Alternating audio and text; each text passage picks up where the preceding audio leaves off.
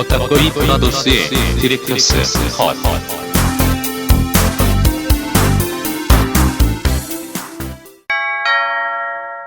경고. 스포일러가 싫으신 분들은 청취를 피해 주시거나 영화를 관람하신 뒤 들어주시길 바랍니다.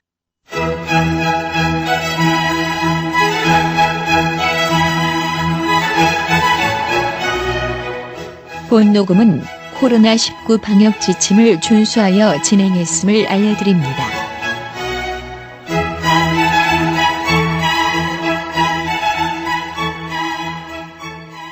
껐다꺼이 브라더스의 디렉터스 컷 무려 129회 지금부터 시작하겠습니다.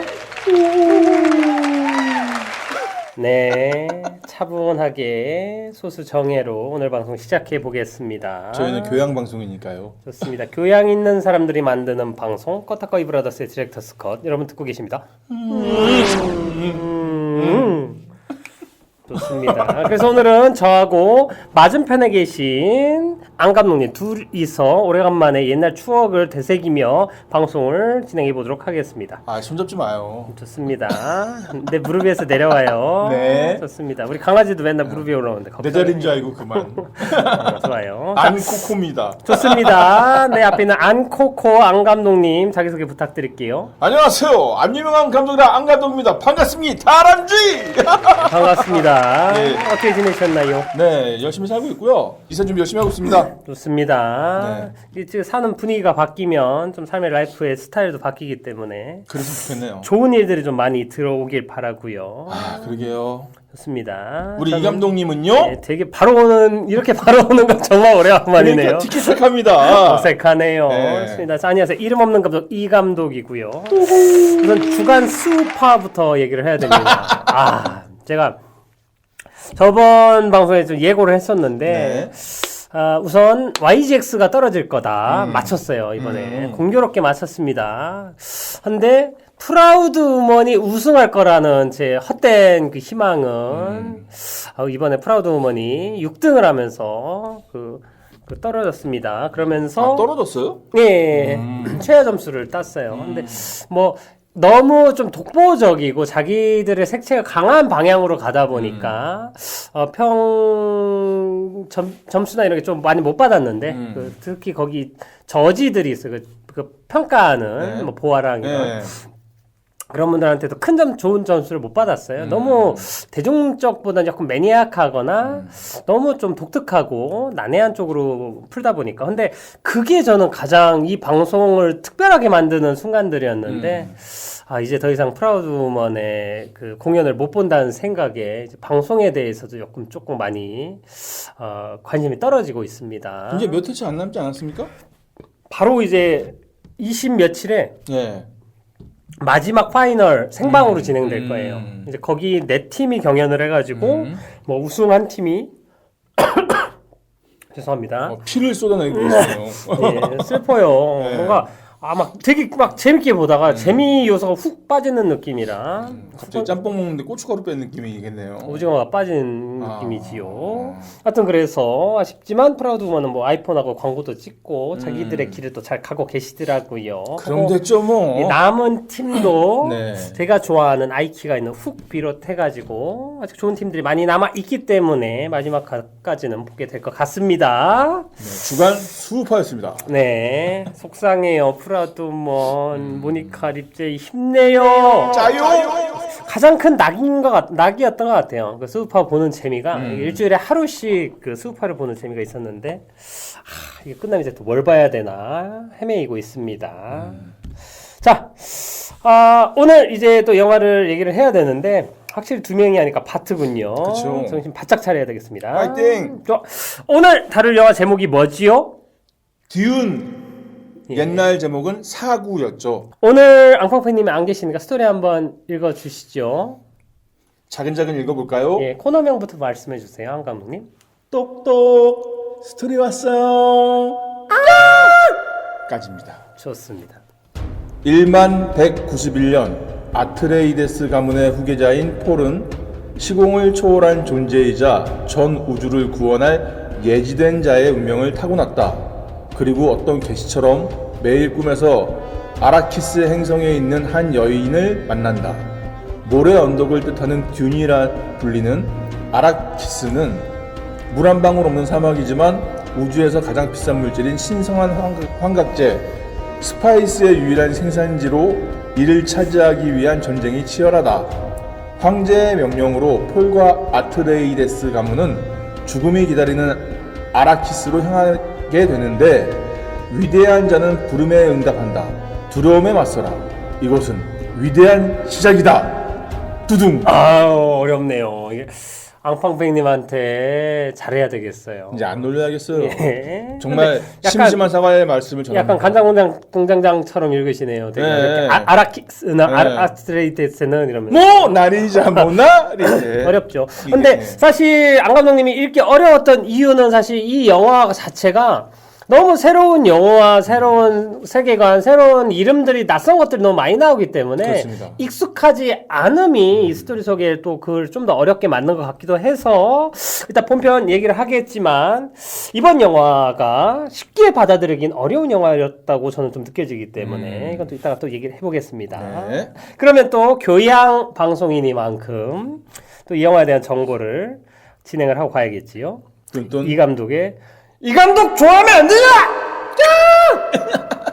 좋습니다. 약간 계속 들어가네요. 네. 뭐 하는 분이세요, 그분은? 교양 방송이니까요. 약간 교양 없는 목소리였는데 그 깨악은? 네. 좋습니다. 감독은 드니 빌레브 감독입니다. 캐나다 출신이시고요. 1967년 10월 3일입니다. 생일 지난 지 얼마 안 됐네요. 축하했어요. 기프티콘이라도 보냈어야 되는데. 그러니까요. 아무튼 지금 가장 핫한 영화 감독 그리고 뭐 포스트 논란이라는 언급까지 칭호를 받을 정도로 대중에게 많은 관심을 갖고 있는 감독이고요. 지금까지 영화 13편 만들었는데 만든 영화는 우선은 그 1994년에 리와인드 패스트 포워드라는 무슨 영화를 만들었었네요. 잘 모르겠어요. 빨리 감기 대감기. 그렇습니다.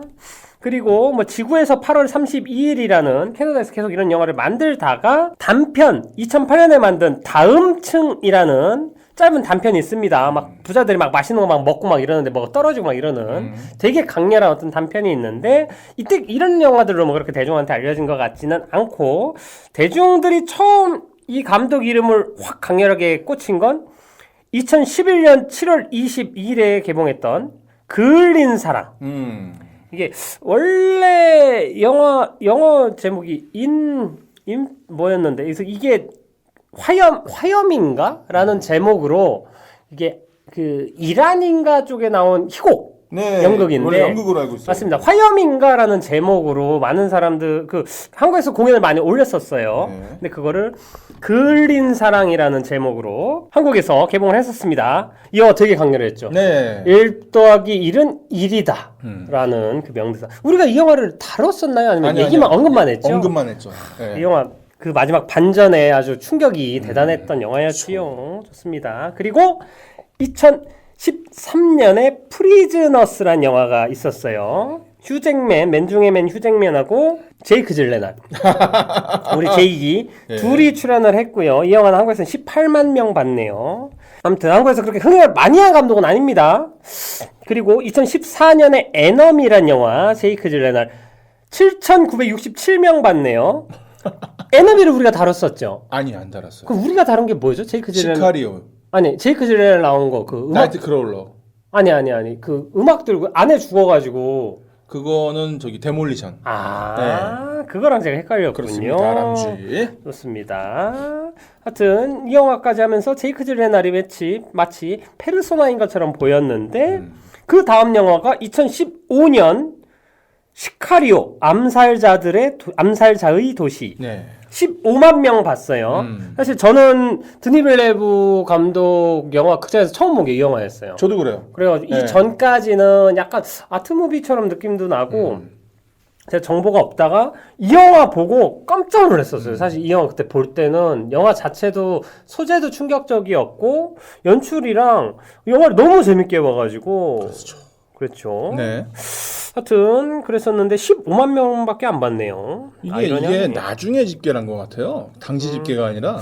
그럴 수도 있는데 근데 이 정도 본 것 같아요. 제가 봐도 이게 그렇게 많이 극장에 흥행을 영화는 아니었어요. 근데 언급이 많이 됐었어가지고 그러니까, 그래, 하여튼 그런 그렇습니다. 영화지요. 그러다가 2017년 2월 2일 홍진호 데이네요. 네. 63만 명이나 본 영화 컨택트. 네. 원래 제목은 어라이벌. 네. 우리가 다뤘었습니다. 그렇습니다. 그러다가 이제 좀 더 이제 대중들한테 인지도가 생기면서 좀 큰 영화를 만들었어요. 그게 2017년작 블레이드 러너 2049. 네. 블레이드 러너 2049 옛날에 나왔던 거에서 30년 후 이야기를 다룬 거고 이거는 이제 리들리 스콧은 제작만 했고 그리고 드니 빌레브가 맡아서 만들었죠. 이거는 사실 저는 아주 재밌게 보지는 않았는데 만듦새나 그리고 옛날 작품을 추억하는 의미에서 되게 잘 만들어진 고마운 작품으로 기억이 나요. 그 영화까지 만들고 나서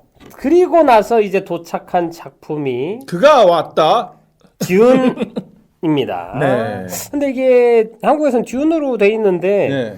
극장에서 보니까 듀운 파트 1으로 자막이 뜨는 것 같더라고요. 네, 아까 상영 볼 때. 약간 치사하게 그러니까 잠깐 뚝 치고 나가더라고요. 이게 한국에서도 사실 시리즈물인데 중간에 끊기면 싫어하거든요. 매트릭스 네. 2 때 되게 욕 많이 먹었었어요. 왜냐면 그리고, 중간에 확 끊기는 식으로 끝나버리거든요. 매트릭스가. 그렇죠. 뭔가 완결되지 않고 끝나는 거에 대해서 사람들이 안 좋아하는 걸 아니까 일부러 이게 파트 1이라는 걸 좀 숨긴 것 같은데 아, 근데 그게 또 패착인 것 같아요. 예, 그냥 네. 대범하게 좀 갔으면 어땠을까. 그러니까 배신감이 느껴지잖아. 그쵸. 뭔가. 그런 거 없었을 텐데. 그 제가 보기엔 또 드니빌레브 팬인 사람들은 그런 거 신경 안 쓰고 봐줄 것 같은데. 심지어 이 듄 같은 경우에는 제 기준 생각했을 때 일반적인 관계가 된 정보가 많이 없어요. 그런데 이거를 그런 식으로 미리 이거는 그러니까 예를 들면 그죠.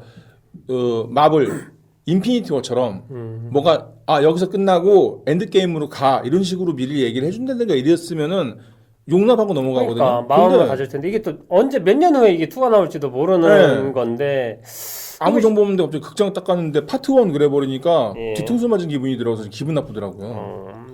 뒤통수 제가 때렸어요 아까. 아 너냐? 나야. 어쩐지 난 포딘 줄 알고. 한 대 깠어. 그 양아치네. 아라키스 행성에서 거대한 샌드홈 나올 때 내가 깐 게 나야. 내가 그래서 버벅거리 아리키스, 아라카스, 좋습니다. 키리키스. 예. 사실 그래서 이제 감독에 대해서는 디니 빌레브에서 이렇게 좀 대충 읊어봤는데 배우들은 얘기는 디테일하게는 안 할 건데 그냥 인상적인 것만 좀 얘기를 하면 히어로물에 나왔던 배우들이 엄청 많이 나와요. 그래가지고 예를 들면 티모시 샬라메는 뭐 이번에 뭐 히어로물을 찍은 적은 없으니까 근데 티모시 샬라메 아빠로 나온 오스카 아이삭은 네. 엑스맨에서 아포칼립스 역할을 나왔었습니다. 네. 그 이집트 왕처럼 팔어 분장하고 네. 돌아다녔던. 아 그분이 이분이에요? 예 맞아요. 키가 작으세요. 예. 하고 그 옆에서 스승처럼 나온 조시 브롤리는 타노스고 깜짝 놀랐습니다. 그리고 수염 밀어서 좀 밋밋해진 제이슨 모모아는 아쿠아맨이고 짱짱맨. 예. 그리고 젠다야 여기서 좋아하는 그 여자분 나오지 않습니까?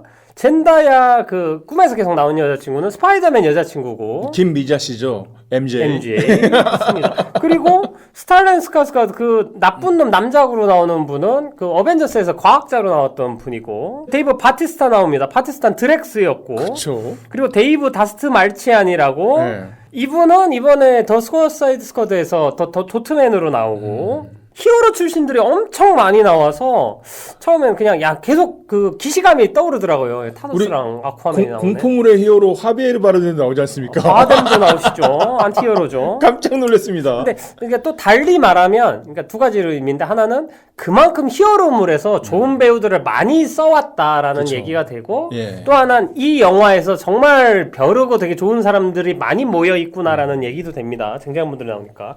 하지만 가장 인상에 남은 건 하얼빈의 장첸이 나오시더라고요. 그렇죠. 장첸 우리가 최근에 일대종사를 다룬 거 어떻게 알고 여기 나오신 건지 노렸네. 깜짝 놀랐어요. 저는 저 아는 배우인 줄 알았어요. 여기서도 나는 팔꿈치를 깔 줄 알았는데 안 그러시더라고요. 약간 밥이셨죠 이번엔. 예. 하여튼 장첸이 나와가지고 예. 깜짝 놀랐다. 윤계상 아닙니다. 아닙니다. 하얼빈도 아니지요. 예. 좋습니다. 하여튼 이런 좀 인상적인 히어로들이 잔뜩 나오는 사실 초호화 캐스팅이라고 해도 이상할 게 없는 그러니까 영화를 마블 보았습니다. 마블과 DC에다가 노인을 위한 나라는 없다를 끼얹은 거죠. 전 노인이 제일 좋았어요. 그러니까 사실 배우들 보면서 좀 감정이입하거나 의지하거나 좀 숨트이는 그런 게 있었는데 샹치에서도 저는 그 벤 킹슬리 나왔을 네. 때부터 좀 숨이 트였고 이번 영화에서는 하베르 바뎀 나올 때 그냥 뭔가 마음이 편해지는 게 있었어요. 진짜 분량이 적긴 한데 그렇죠. 뭐 이건 취향이니까. 아무튼 이제 감독 드니 빌레브와 캐스팅 잠깐 얘기를 했고요.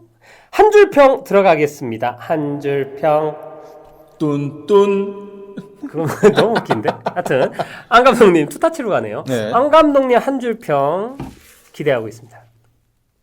저는 이렇게 정리했습니다. 감당할 수 있겠습니까? 딴딴. 네. 아, 그게 끝인가요? 네. 아, 좋네요. 네. 깔끔하네요. 이거는 사실 질문이잖아요. 뭐냐면 사실 이거는 감독이랑 관객이랑 네. 이 남자 주인공이랑 물어보고 싶었어요. 아, 감당할 수 있겠냐고 이거를 이 듄이라는 작품을. 그 되게 스케일 크고 지금까지 영화화하기 힘들다고 막 얘기 많이 나오던 이 작품을 그렇죠. 과연 그런 감독 당신들이? 당신이 사실 제가 이제 들었던 당신이야. 네, 뭐. 당신이 네, 근데 이거를 이게 스페이스 오페라라고 해야 되나 뭐 모르겠는데 어쨌든 제가 들은 바로는 듄이라는 작품이 SF계의 반지의 제왕이라는 얘기를 들어가지고 어떤 그런 SF에 대한 개념 정립을 다 한 내용이다 했을 때 과연 이거를 누가 손댈 수 있을까 했는데 이미 84년인가 86년도에 데이빗 린치 감독이 손을 댔다가 폭망을 한 적이 있었고 예. 그러니까 드니 빌레브라는 감독이 저는 뭐 대중성이 높은 감독을 생각은 하진 않아요. 근데 뭔가 이 사람한테 일말의 가능성을 보고 분명히 이걸 맡겼을 거란 말이죠. 그러니까 그렇죠. 궁금한 거죠. 당신이 이 작품을 감당할 수 있겠냐. 두 번째, 관객한테도 제 입장에서 이제 이거를 보기 시작했으면은 분명히 반지의 제왕처럼 끝까지는 봐야 될 거라는 생각이 드는데 그거를 볼 준비가 돼 있냐. 세 번째가 영화를 보다 느낀 건데 이 남자 주인공이 저는 솔직히 말하면은 크게 믿음이 안 갔어요. 티모샬렘의 네네네. 그러니까 아무리 뭐 대세고 뭐고 모르겠는데. 그러니까 남자라 그래요. 그게 보는 관점이 달라요. 너무 간단하게 해결되네요. 예. 그럼 나한테 물어볼게요. 감당할 수 있겠냐고. 네, 그래서 그러니까 그런 거에 그러니까 예를 들면 그죠. 해리포터를 처음 찍었을 때 어린 친구들이었잖아요. 근데 이 친구들이 이렇게 뭐 잘 될 줄 몰랐겠죠. 근데 그런 것처럼 그러니까 뭐냐면은 에휴 잘할 수 있겠냐 이게 아니라 약간 설레임. 그래서 그거를 다 따져보니까 과연 만드는 사람과 접하는 사람이 정말 감당할 준비가 돼 있나라는 게 하나의 그 오징어 게임처럼 놀이처럼 뭔가 좀 이렇게 즐겁게 기다리는 게 됐으면 좋겠다라는 생각이 들었습니다. 그래서 이렇게 정리했습니다. 예, 그래서 한 줄은 한 줄 얘기하고 그 다음에 부연 설명을 몇 마디를 하는 줄, 이게 예. 우리 컨셉이죠. 네, 설명충. 그래서 심지어 한 줄이 뭔지 기억도 안 나요. 설명 버그 한 줄이 뭐라고? 감당할 수 있겠습니까? 아, 감당 안 돼요. 저도 좀 감당이 안 되고 네. 좀 세게 말하면 자, 이 감독님 한 줄 평은요? 예, 좀 우선 세게 말하면 차기작도 기대가 안 되는 정도인데 그래도 이 영화 한 줄로 평하라면 한 줄로 그냥 설명하라면 스페이스 오페라 버전, 셰익스피어 고전 그냥 이렇게 딱 얘기하고 싶어요. 이게 어떤 취지랑 이 만듦새나 어떤 느낌에서 자꾸 그런 느낌이 들더라고. 이게 SF인데 셰익스피어 고전 보는 느낌이었어요. 그 중에서도 약간 비극 쪽에 뭐 아버지 원수 갚고 막 이런 막장인 극적인 막 이런 뭐 내용들이 자꾸 떠오르더라고요. 그 가문들의 뭐 이런 관계도 그렇고 한 가문을 막 침략해서 죽이고 아버지 원수 갚고 막 이런 내용이 정확하게 셰익스피어 고전 같고 여기 나오는 사람들의 연기 톤이나 이것도 약간 사극 보는 느낌처럼 저는 조금 느껴졌어요. 사실 그 번역 자막 그 영화관에서 보시면은 그런 말투를 또 번역을 해놨더라고요. 그러니까 일부러 그런 거 그게 노렸나? 가장 잘 맞아 떨어지니까. 그리고 사실 그 SF를 사극을 가져오는 경우는 되게 좀 많이 있었어요. 네. 그게 좀 더 익숙하고 어색하지 않으니까. 예를 들면 토르 같은 것도 그렇고 어떤 신화적인 모습이나 이런 걸 가져와 가지고 우리한테 좀 익숙함을 보여주는 캐릭터들이 그런 작품이나 이게 있었는데 토르에서는 또 실제로 연극 장면이 나오기도 했죠. 맞습니다. 예. 그리고 말투 자체가 로다주가 약 올려요. 섹스피드 시대에서 하냐고 이 사람 말 왜 이렇게 하냐면서 로다주가 계속 이상하게 쳐다보는 장면이 있어. 어벤져스 1 보면 그러니까 이게 하여튼. 참 뉘앙스라는 게 굉장히 중요한 건데요. 좋습니다. 근데 섹스피어 그렇다고 해서 이게 좋은 평은 아니고 이따가 또 얘기를 하겠지만 근데 이 영화를 그냥 한마디로 표현하면은 그런 느낌이다라고 얘기를 하고 싶었습니다. 스페이스 오페라 버전, 섹스피어 고전을 보신다고 생각을 하면 될 것 같고요. 그 언어 유희 속에는 고전을 면치 못할 것이다라는 뜻도 담겨 있나요? 고전 감래라고 하죠. 아이고 저런. 좋습니다. 네. 뭔 소리야. 아무튼 이제 본격적으로 이제 둘만 있으니까 이제 교양 끝내고 거칠게 얘기하는 시간입니다. 프리토크예요. 좋았던 점, 싫었던 점, 이상했던 점입니다. 그래서 우리가 그냥 프리토크만 하면 너무 좀 싫은 점만 얘기하는 것 같아서 좋았던 점도 좀 언급을 해주길 바라면서 이런 코너가 생겼고요. 그리고 이상했던 점은 보면서 이해가 안 갔거나 좀 같이 좀 얘기해보고 싶었던 점에 대해서 얘기하면 될 것 같아요. 우선 제가 먼저 썰을 풀자면 좋았던 점은 드니 빌레브 감독이라서 그런가 타협을 안 하고 영화를 만드는 것 같았어요. 그러니까 분명히 다른 감독이었으면 좀 더 긴박한 액션씬 들어가고 자극적인 뭐 들어가고 막 이런 것들에 대해서 좀 전형적인 뭔가가 더 많이 들어갔을 것 같은데 그냥 처음부터 끝까지 묵직하게 뭐 템포감 이런 것도 그냥 신경 안 쓰고 드니 빌레브 감독이 만들고 싶은 자기 스타일 영화로 그냥 만들어낸 것 같다라고 생각을 해서 기존에 봤던 다른 스페이스 오페라, 뭐 우리가 제일 많이 하는 건 뭐 스타워즈나 그리고 뭐 가디언즈 오브 갤럭시까지 해가지고 이런 어떤 흐름 서사 좀 위트도 있고 SF 자체에 대해서 좀 가볍게 볼 수 있는 이런 영화들과는 다른 톤을 가져왔다. 그래서 SF 대서사시를 만들려고 한 의도에 참 가까운 영화를 만든 것 같다. 라는 점을 좋게 생각을 했고요. 그리고 이 좋은 배우들이 쭉 나열돼서 그 볼거리 제공한 거에 대해서는 좋게 생각을 했어요. 하지만 단점이 고스란히 이게 반복이 되는데 장점이 단점으로 치환되는데 스페이스 오페라 장르를 좋아하고 보려던 사람들이 기대했던 지점들을 만족시켜준 게 거의 없었어요. 예를 들면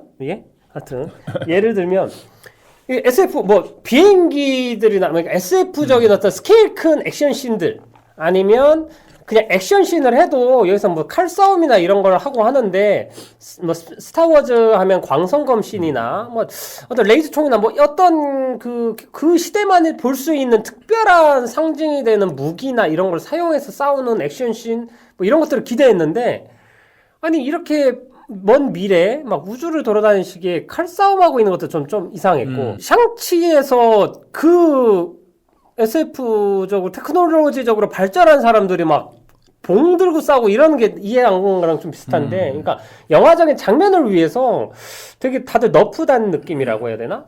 하여튼 그래서 액션씬들이 대부분 좀 별로였어요. 심지어는 그 보호막 있지 않습니까?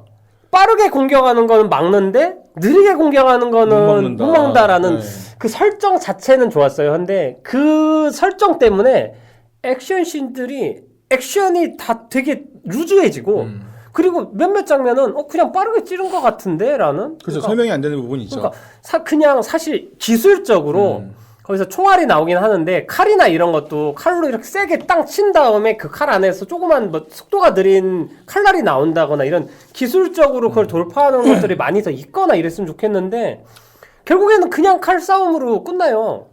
뭐 어떤 기술적인 제약이는 뭐 느리게 해야 찌를 수 있다 이런 것들도 나중에는 다 별로 느껴지지도 않고 그러니까 아이템이 되게 특별한데 효과적이지가 않았어요. 오히려 방해가 되니까 그 설정이 그리고 막 그 잔상 같은 느낌이나 이런 것들도 그렇게 예뻐 보이지가 않았어요.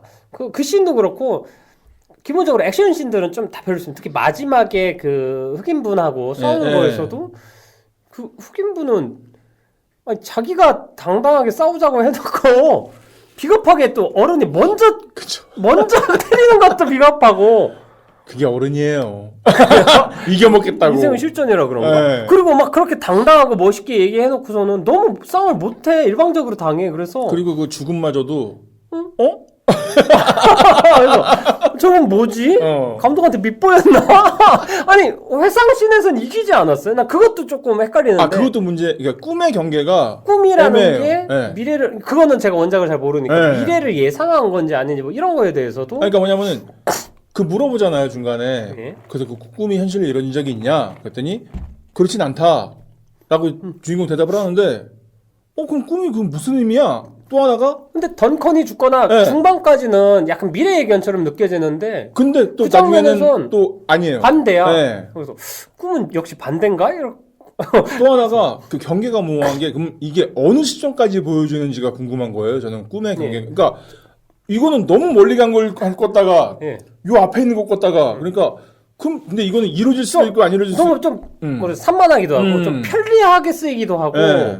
그리고 뭐라고 해야 되지? 이게 왜 영화 중간에서 영화가 자기 영화를 스포일러라 하니까 네. 이게 뭐지 왜 뒷얘기를 미리 계속 보여주지? 이러면서 그리고 그것도 되게 비밀스러운 척 연출을 하잖아요. 예, 근데 글쎄 굳이? 그러니까. 예, 그래서 그냥 제가 보기엔 모호했어요. 그냥 컨택트라는 영화에 나왔던 네. 미래와 대화하는 그 이야기 있었지 않습니까? 예. 그런 거에 대해서 약간 레퍼런스나 오마주 같은 느낌이 드는 건 있었는데 저는 그러니까 오히려 가뜩이 나도 서사 따라가기 힘든 영화인데 더 힘들게 느껴지는 지점들이라 방금 한 얘기에 좀만 첨언을 하자면은 네 이 영화 보다 보면은 드니빌레브 전작이 보여요. 맞아요. 네, 그러니까 예를 들면은 그 날아가는 장면에서 하늘 위에서 부감으로 이렇게 구속도를, 맞아요. 그러니까 그땐 시카리오. 그리고 대부분 우주선 모양이 수직으로 네, 돼 있는 것도 컨택트. 예 맞아요. 그 다음에 표절이네. 스페이스 이 배경 자체가 네. 그냥 블레이드 러너. 그러니까 이 사람 전에 찍었던 영화들 다 나오는데 그 다음에 그 엄마랑 아들이랑 장면에서 티모시 살라미 옷 갈아입을 네, 때 근데 그때 잠깐 멈추다가 뒤에서 쳐다보는 것도 그럼 난 그을린 1 사람. 더하기 1은 1 더하기 1은 1인가 여기서도? 이러는 아니 내가 스스로 멈추게 되더라고 그 장면에서 왜 저렇게 보지? 약간 네. 옥 잡을 때 봉준호 감독의 이전 영화들이 쭉 나열돼서 보이는 거랑 비슷한 효과라고 해야 되나? 아니면은 그냥 상상입니다. 예. 가지고 있는 게 그게 다일 수 있겠다는 생각이 들기도 하더라고요. 왜냐면은 너무 비슷해가지고. 그러니까 뭐냐면 좀 의심을 하게 만드는 거예요. 사람, 저게 왜 저러지? 무슨 의미지? 그다음에 아까 말씀하신 대로 1만 191년 얘기잖아요. 재밌었던 게 좀 그거예요. 야, 지금으로부터 8,000년이 지나도 텐트는 사람이 치고 비 오면 다 젖는구나. 이게 나아진 게 없어. 또 하나 스페이스 오페라? 근데 스페이스가 붙잖아요. 예. 근데 이 영화에서는 그렇게 우주를 보여주질 않아요. 맞아요. 그냥 우리 저기 뭐야 가문 얘기로 그냥 이렇게 나와버리고, 그러니까 우주가 광범위한데 네. 과문도 2개밖에 없는 것 같고, 그냥 알라딘이 세계관을 모르겠어. 알라딘이 예. 윌 스미스 만나는 데가 사막이잖아요. 네, 맞아요. 거기 같아요, 그냥. 그러니까 도대체 이게 그러면은 그러면 그래. 차라리 그런 부족 간의 정치나 이걸 보여주는 건가라고 하기에는 아까 제가 읽으면서 막 아라키스 이게 헷갈리잖아요. 맞아요. 전 뭐 생각했냐면은 스타크래프트 생각을 했어요. 아, 그러니까 제가 스타크래프트를 하는 세대였잖아요. 그러니까 저는 맞아요.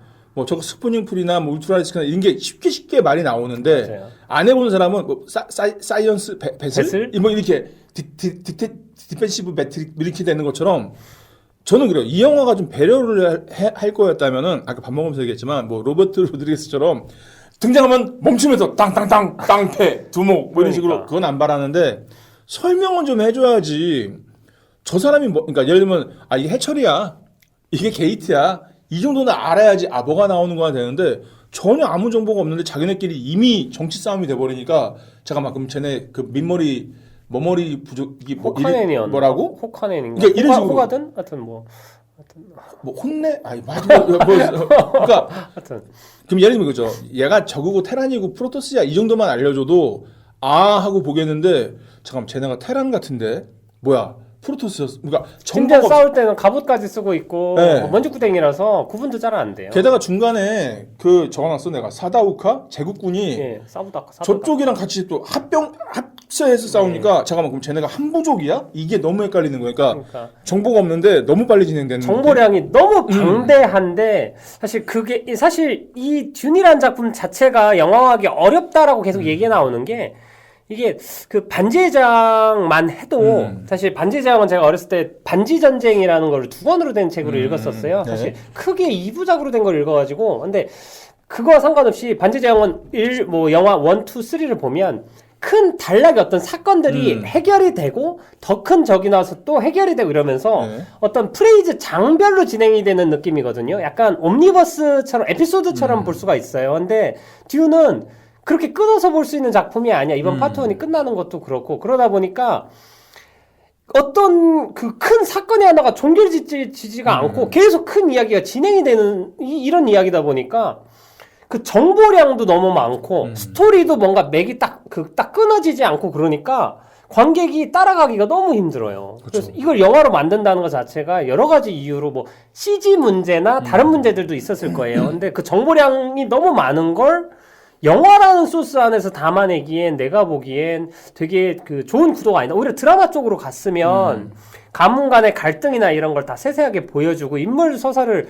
한 명씩 다 왕좌의 게임처럼 보여줘도 될 것 같은데 이게 과연 영화에 적합한 소재인가? 라는 생각이 들면서 아니면 차라리 밀고 나간다든가 차라리 그냥 이거는 그러면은 아는 사람들만 볼 수 있게 아싸리 마니악하게 가든가 그러니까 뭐 지금은 맞아요. 이도저도 아닌 게 그러니까 결과론적으로 보고 나서 그림이 그려지질 않아요. 예를 들면 이 세계관이 얼마나 큰 우주에서 벌어지는 건지 그리고 듄이라는 것도 우리가 볼판 사막만 보는데 이게 한 지역에서 벌어지는 게 아니야. 한 별에서 벌어지는 일인데 우리는 마치 그 어느 다른 저쪽에 조금 물 많은 나라에서 있다가 옆에 사막 있는 나라로 와서 싸우는 것처럼 이게 그 우주적인 스케일이 국지전처럼 보이게 만드는 효과가 있으니까 이 영화의 스케일도 작아지고 전혀 우주라는 느낌이 안 들어요. 제국의 황제 얘기를 해도 제국의 황제의 모습을 왜 안 보여줬는지는 전 모르겠는데 그러니까 우리한테 대단한 반전 뭐가 있겠죠. 그러니까 스타워즈처럼 니네가 상상을 해봐라는 게 아니잖아요. 왜냐면 스타워즈는 보여줘요 제국 자체를. 그죠. 그 그러니까, 처음부터 보여줘서 아 이런 이미지구나. 이미 근데 이거구나를 아는데 여기서는 보여주는 정보량이 거의 없는데 그렇대. 근데 또 뒷담화 까는 게 시기심이 많은 놈이야.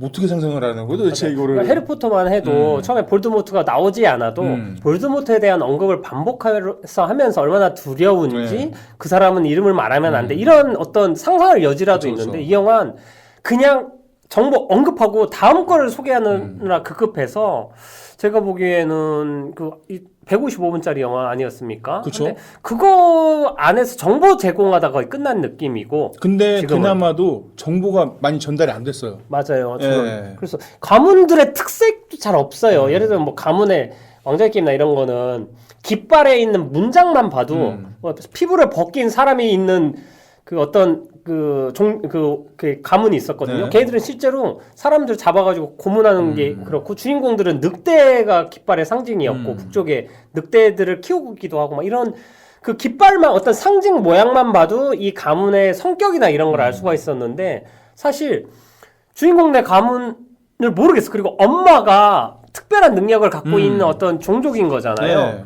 그 계보도 모르겠어. 그 능력도 잘 모르겠고. 근데 엄청 오래 설계해 왔대요. 그러니까 뭐지? 근데 이게 솔직히 뭐 정말 불친절한 영화고 네. 그리고 이게 아무래도 목에 유전되는 것 같은데 그걸 왜 아들 티모시 샬라메한테 유전이 되고 결국에는 얘가 가장 큰 힘을 가진 애가 될 거라는 거를 되는 거죠. 모두가 왜 믿는지를 모르겠어요. 네. 그러니까 그 근거가 없잖아요. 그냥 밑도 끝도 없어요. 얘가 힘을 보여준 적도 없는데 얘가 개야라고 이렇게 얘기하는 게 그 마을에 갔을 때도 그 듄에 도착했을 때 사람들이 옛날 미신으로 있었다. 엄마와 같이 온 아들이 뭐 여기를 뭐 구세주다를 얘기를 하는데 이게 그 무슨 최소한 무슨 성경에 나온 우리 어떤 그런 기반이라도 있거나 그냥 이 영화상에서 나오는 이야기만 우리가 믿고 따라가야 되니까 너무 불친절하고 그 믿음이 안 가. 그렇죠. 그러니까 쟤를 어디를 봤어? 라는. 처음에 그 별을 아라키스인가 도착했을 때도 그쪽 지역 사람들이 뭐라고 외치면서 뭐 이렇게 하는데 맞아요. 그것도 그러니까 무슨 느낌을 주려고 하는지는 알겠는데 갑자기 거기 있던 사람이 저 별거 아니에요. 이렇게 넘어가 버리니까 그럼 이것도 아니야? 이게 되게 헷갈리더라고요. 근데 이 영화 이제 좋은 점 저는 하나 얘기하자면은 사실은 제가 아까 말씀드렸나 모르겠는데 저는 드니 빌레브 감독을 시카리오를 영화를 처음 봤어요. 이 사람 영화는. 근데 그 영화 보니까 좋더라고요, 저는. 근데 맞아요. 따지고 보면 이 사람 영화를 많이 본 게 없어요. 근데 재밌는 거는 이 사람의 영화는 느려요. 내가 지금까지 본 영화는 다 느렸어요. 맞아요. 그 느림의 정점이 블레이드 러너였어요. 보는 내내 짜증 났거든요. 너무 느려가지고. 내가 0.5형 눌렀나? 그러니까 왜 이렇게 이 얘기를 길게 하지? 막 이 정도로 짜증 날 정도로. 그러니까 그때 얘기했잖아요. 해리슨 포드인가? 맞아요. 나오면은 절반 지나간 거예요. 그래서 이 정도로 느리다고? 와 미치겠다 이랬는데 이 영화의 장점은 그래도 속도감이 생겼어요. 제가 봤을 땐 그래도 0점. 네, 그거 그러니까 그래도 이제 1루는 보는 것 같아요. 1루 0.5가 아니라 그러니까 그래 그래도 전보다 속도감은 좋아졌다라는 생각이 들었는데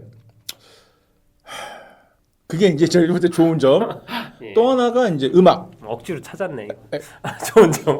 성격이 삐뚤어가지고. 근데 음악 같은 경우가 이제 이 한스 짐머가 인터뷰했을 때 그 얘기했단 말이죠. 자신이 새로운 언어를 한번 그러니까 이거 적어왔는데 뽑았는데 주는 한스 짐머가 네. 일단 DD 할 때 할 거 아니었어요? 그것도 할 건데 또 할 얘기 또 있으니까. 한스 짐머가 네. 지금 크리스토퍼 놀란하고 거의 약간 결별은 아닌데 약간 거리두기 하면서 사회적 드니 빌레브하고 작업을 하고 있어요. 네. 그리고 이제 그 누구냐 오히려 이제 크리스토퍼 놀란은 테넷 음악 감독이랑 지금 다음 작품도 또 하거든요. 근데 그 음악은 또 좋은데 네. 한스 짐머가 그쪽을 포기하면서까지 여기 했다는 거에 대해서 그렇죠. 되게 어떤 공을 들이고 있다라는. 제가 볼 때는 그건 연출하는 감독 입장에서 뭔가 코드가 맞은 것 같은데 이 인터뷰를 쪽에 있는 게 따왔는데 뭐냐면 주연 음악에 대해서 얘기한 게 감독과 저는 영화에 나오는 여자 캐릭터들이 이야기를 이끌고 나간다는 사실에 동의했어요. 그래서 음악도 여성의 목소리에 기반해 제작을 하게 되었고 우리만의 언어를 개발했습니다. 영화에 사용된 음악성은 절대로 평범하다고 말할 수 없을 것입니다. 평소에 듣던 평범한 오케스트라 영화 음악이 아닐 테니까요. 라고 인터뷰를 했어요. 뭐냐면은 이거를 보고 느낀 게 자부심이 엄청나군요. 그래서 이제 음악 컨셉 중에 하나가 저는 재밌었던 게 네, 근데 그거는 좀 진부했어요. 왜냐면 그거 쓰는 멜로디가 아라비안 풍으로 되게 흔히 쓰는 그런 선율이거든요. 그게 나오는 타이밍이 좀 싫었어 난. 또 하나가 사막에 힘줄 때 딱 그죠. 네, 사막에 그 음악이 나올 것 같은데 그 음악이 나와버리니까 너무 나오니까 진부한 거예요. 근데 그나마 참신했던 건 뭐냐면은 그 비행기 타고 그 방어 장벽 넘어 들어갈 때 그때 나오는 음악이 아니에요. 사운드예요. 그냥 사운드를 오케스트레이션 하듯이 이렇게 배치를 한 거거든요. 그러니까 뭐냐면은 시카리오 때는 톤으로 조진다고 얘기했잖아요. 맞아요. 여기서는 멜로디가 아니라 사운드로 그냥 오케스트레이션을 만든 거예요. 그러니까 저는 그건 되게 참신했어요. 그리고 중간에 몇 번 음악들이 멜로디가 아닌 것들이 이렇게 딱 나오는 게 있는데 그 노력은 했다. 또 하나 이 영화는 저는 거의 매드맥스 분노의 도랑 비슷하게 보는 게 여성 서사예요. 그러니까 맨 처음에 그 할머니 테스트하는 할머니 네. 그분이 이런 그 거대한 능력의 소유자였고 큰 그림을 네, 그리고 이거를 엄마한테 전달했던 것이었고 제일 뒤에 보면 MJ였던 그 친구한테도 젠다이야? 전달이 될 것 같아요. 그러니까 지금 전체 서사가 여성으로 쭉 흘러간다는 느낌이 들더라고요. 그래서 그런 면에서는 제가 봤을 때는 근데 저는 이게 약간 여성으로 가다가 네. 소비샤를 잠깐 빠지는 게 네. 약간 유전하고 닮았네요. 그러니까 유전이 그 모계로 여성적으로만 아니, 두개로만 가다가 가는 악마였는데 여긴 반대로 모계로만 가다가. 그래서 제가 생각하는 게 뭐냐면 이게 상상인데 그래서 얘가 그 레베카 퍼거슨 그 엄마 페르구슨 그분이 이 남자 주인공의 엄마가 아니지 않을까라는 생각을 잠깐 해봤어요. 네, 우리나라 드라마 좀 봤네. 왜 너는 나를 만나서? 그러니까 뭐냐면은 일단은 행위 자체가 엄마랑 아들의 느낌은 안 들어요. 맞아요. 두 번째 자꾸 중간에 인서트에서 그분의 표정을 보여주는데 뭔가 되게 그런 거 있잖아요. 옛날에 우리나라 드라마 따지면은 뭐 부잣집 마님이 몰래 낳은 아들인데 뭐 그거를 종이 뭐 해서 되게 어려워한다든가. 그래서 저는 그게 있지 않는 이상 그 엄마가 MJ 그 친구를 시기한 듯이 보이는 연출도 그렇고 뭔가 좀 그래서 저는 친엄마가 아니지 않을까? 뭔가가 네. 좀 그런 거에 복선처럼 헷갈리는 게 남편이 난 좀 헷갈리는 게 네. 공작이 당신과 결혼했어야 됐다고 얘기하잖아요. 그래서 부인이 아니에요. 그럼 부인은 누구야? 딴 사람이고 이제 첫 개념이래. 그러니까 난 이것도 좀 그런데. 그러니까 그런 거에 대해서 부인이 한 번도 보여지지도 않았는데 우리한테 그 정보가 갑자기 들어가니까 그쵸. 아마 이거는 나중에 어떤 안 감독님이 말한 거에 대해서 서사에 복선으로 쓸 것 같긴 한데 근데 이런 것들이 되게 너무 불친절한 거예요. 그쵸. 그래가지고 그럼 얘 누구 아들인 거지? 이런 거에 대해서 최소한의 어떤 힌트는 줘야 될 거 아니야 정보는. 근데 영화 제대로 정보 안 주다가 갑자기 뒤통수를 때리니까. 또 하나가 그 표현도 좀 솔직히 마음에 너무 옛날 표현이잖아요. 처와 첩 이런 게 그러면은 차라리 옛날 그 고전처럼 차라리 상황을 아예 만들어 버리면 그래 그 당시에는 일부 받쳐질 수도 있고 그러니까 뭐 이런 게 되겠다라는 설명이 되는데 그게 아니라 뭔가 되게 세련된 SF물인 것처럼 얘기는 하는데 고전은 아닌 것처럼 하다가 고전의 양식을 차용하는데 정보는 많이 없어. 그러니까 생각할 게 너무 많은 거예요. 그러니까 제가 지난 방송 때 말씀드린 것처럼 무념무상으로 있는 이유가 이게 그런 작품이래. 그러니까 겁도 솔직히 좀 나고 왜냐면 한 번 봤는데 이거 테넷 얼마나 힘들었습니까? 맞아요. 사실 지금 듄이라는 게 사실 네. 우리가 이렇게 얘기를 안 해도 문제작이 될 수밖에 없는 게 약간 그 배경 정보를 얘기하면 이제 프랭크 허버트의 SF 소설을 되게 이제 유명하고 그 뭐 외국에서는 되게 모두가 알고 있는 소설인 것처럼 이렇게 얘기를 하고 있는데 그러다 보니까 아까도 얘기했지만 반지의 제왕이랑 비교를 당할 수밖에 없어요. 그렇죠. 사실 반지의 제왕이라는 건 J.R.R. 톨키엔이 그 막 전 세계에 있는 그 신화나 이런 것들을 다 모아서 북유럽 신화나 이런 것들을 다 모아가지고 그분이 막 엘프랑 이런 것도 첨언을 하고 하면서 언어학자 J.R.R. 톨키엔이 하나의 세계관을 만들고 소설로 만든 게 반지전쟁, 반지의 제왕. 그러다 보니까 이 소설은 그 판타지에서는 성경 같은 개념인 거죠. 근데 저는 사실 프랭크 허버트의 듄도 그 정도인지는 잘 모르겠어요. 근데 엄청나게 인기가 많은 건 알겠다. 근데 중요한 건 둘 다 영화화하기 힘들 거다라는 얘기가 있었어요. 그러다가 반지의 제왕은 그 영화사 기억이 안 나는데 영화사에서 그거 저작권을 갖고 있었는데 이게 영화를 만들지 않으면 뺏기는 기간이 되니까 조바심 내다가 어떻게 하다가 이제 피터 잭슨까지 왔는데 피터 잭슨이 못 만들 거라고 했을 때 피터 잭슨은 그걸 이겨내고 자기 CG팀까지 꾸리고 하면서 사람들이 모두 좋아하는 영화를 완성을 해냈죠. 그것 때문에 기시감이 있는데 듀는 정확한 의미는 아니지만 하여튼 유명한 소설이다. 이거를 영화화하는데 심지어 한번 실패를 했었다. 그렇기 때문에 사람들이 이거에 대해서 기대와 함께 우려와 여러 가지 그 감정들이 있는 건데 이게 체감상 다른 게 뭐냐면 그러니까 우리나라 입장으로 할 때 반지의 제왕은 그 환타지물 있지 않습니까? 그쪽 엘프 나오고 오크 나오고요. 이거는 사실 우리나라에 소비층이 있었어요. 꽤 아시아에서도 예를 들면 일본에서도 로드스 섬전기나 이런 게 있었고 한국에서는 군대 필독 도서인 드래곤 라자라는 소설이랑 묵향이랑 사실 그 용 나오고 이런 환타지 반지의 제왕에서 이게 뿌리가 내려온 용 나오고 하는 용 나오는 이런 환타지물은 한국에서 소비들이 있었어요. 그렇기 때문에 사실 반지의 제왕 같은 것들은 그런 게 영상화 됐을 때 거부감이 별로 없는데 한국에서 지금까지 잘 보면 SF 소설 개념 그쪽은 상당히 그 소비도 많지 않고 작가들도 그 분명 작가분들 계십니다. 듀나도 SF 소설 쓰고 계시고요. 근데 그것들 중에 아직 많은 인지도를 갖고 있거나 그런 작품이 많지 않아요. 한국엔. 일본만 해도 은하용 전설이라는 애니메이션으로 나왔고 원작 소설입니다. 그러니까 그런 것들이 있었기 때문에 그 미국이야 스타워즈, 스타트랙 뭐 이런 것들이 엄청난 인기 있는데 솔직히 말해 한국에서는 SF 소설 장르가 자체가 비인기 종목이에요. 그리고 스타워즈도 한국에서 흥행을 많이 못했어요. 지금까지. 그런 상황에서 듄이 이렇게 나와버리니까 외국에서는 전 잘 모르겠어요. 이게 우리가 오우삼이 만든 적벽대전 영화 적벽이라고 삼국지 영화로 만든 거 있었어요. 네, 뭐 제목은 알아요. 저 되게 재밌게 봤거든요. 그러니까 삼국지를 영화화한다라는 거 거기서도 이제 중국 배우들 올스타들이 막 나왔었는데 근데 외국에서는 사실 삼국지 잘 모르잖아요. 큰 관심이 없을 것 같고 동양 아시아계 문제니까. 근데 듀는 진짜 우리는 진짜 강 건너 불구경도 안 되는 느낌이라고 해야 되나? 그런 느낌이라서. 근데 소문에는 이렇대. 그러니까 살짝 긴장하고 보는 거죠. 그러니까 자꾸 반지의 제왕을 끌어들이는 건 그 인기를 끌이는 거지. 어떤 따지면 들수록 듀이라는 것과 반지의 제왕은 근본부터 너무 다른데라는 생각이 들더라고요. 하여튼 그래서 그랬습니다. 그리고 좀 이제 또 하나 좀 하고 싶은 게 이런 작품의 서사를 따져가다 보면 분명히 신파가 나와요. 근데 그게 하필이면 이제 아쿠아맨 그냥 뭐 던컨이 하게 되는 거죠. 그러니까 이해는 해요. 저는 그 장면에 대해서 충분히 이해를 할 수 있고 넣을 수 있는 장면 생각을 하는데 우리가 얼마 전에 그 얘기했잖아요.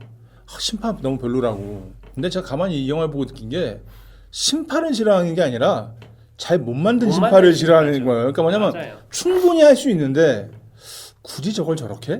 라는 느낌이 드는 게 되게 컸어요. 그리고 또 하나가 소 대가리를 가지고 가잖아요. 같이 이동할 때. 그래서 근데 그거에 대해서 그러니까 아니 네. 조상이 왜 네. 소머리를 했고 네. 무슨 일을 했었는지 좀 얘기를 해주면 안 되나? 근데 그걸 되게 할아버지도 뭐. 귀하게 이거를 그분이 소랑 싸우셨지 그래서 최영인 줄 알았어요. 그러니까 최배달.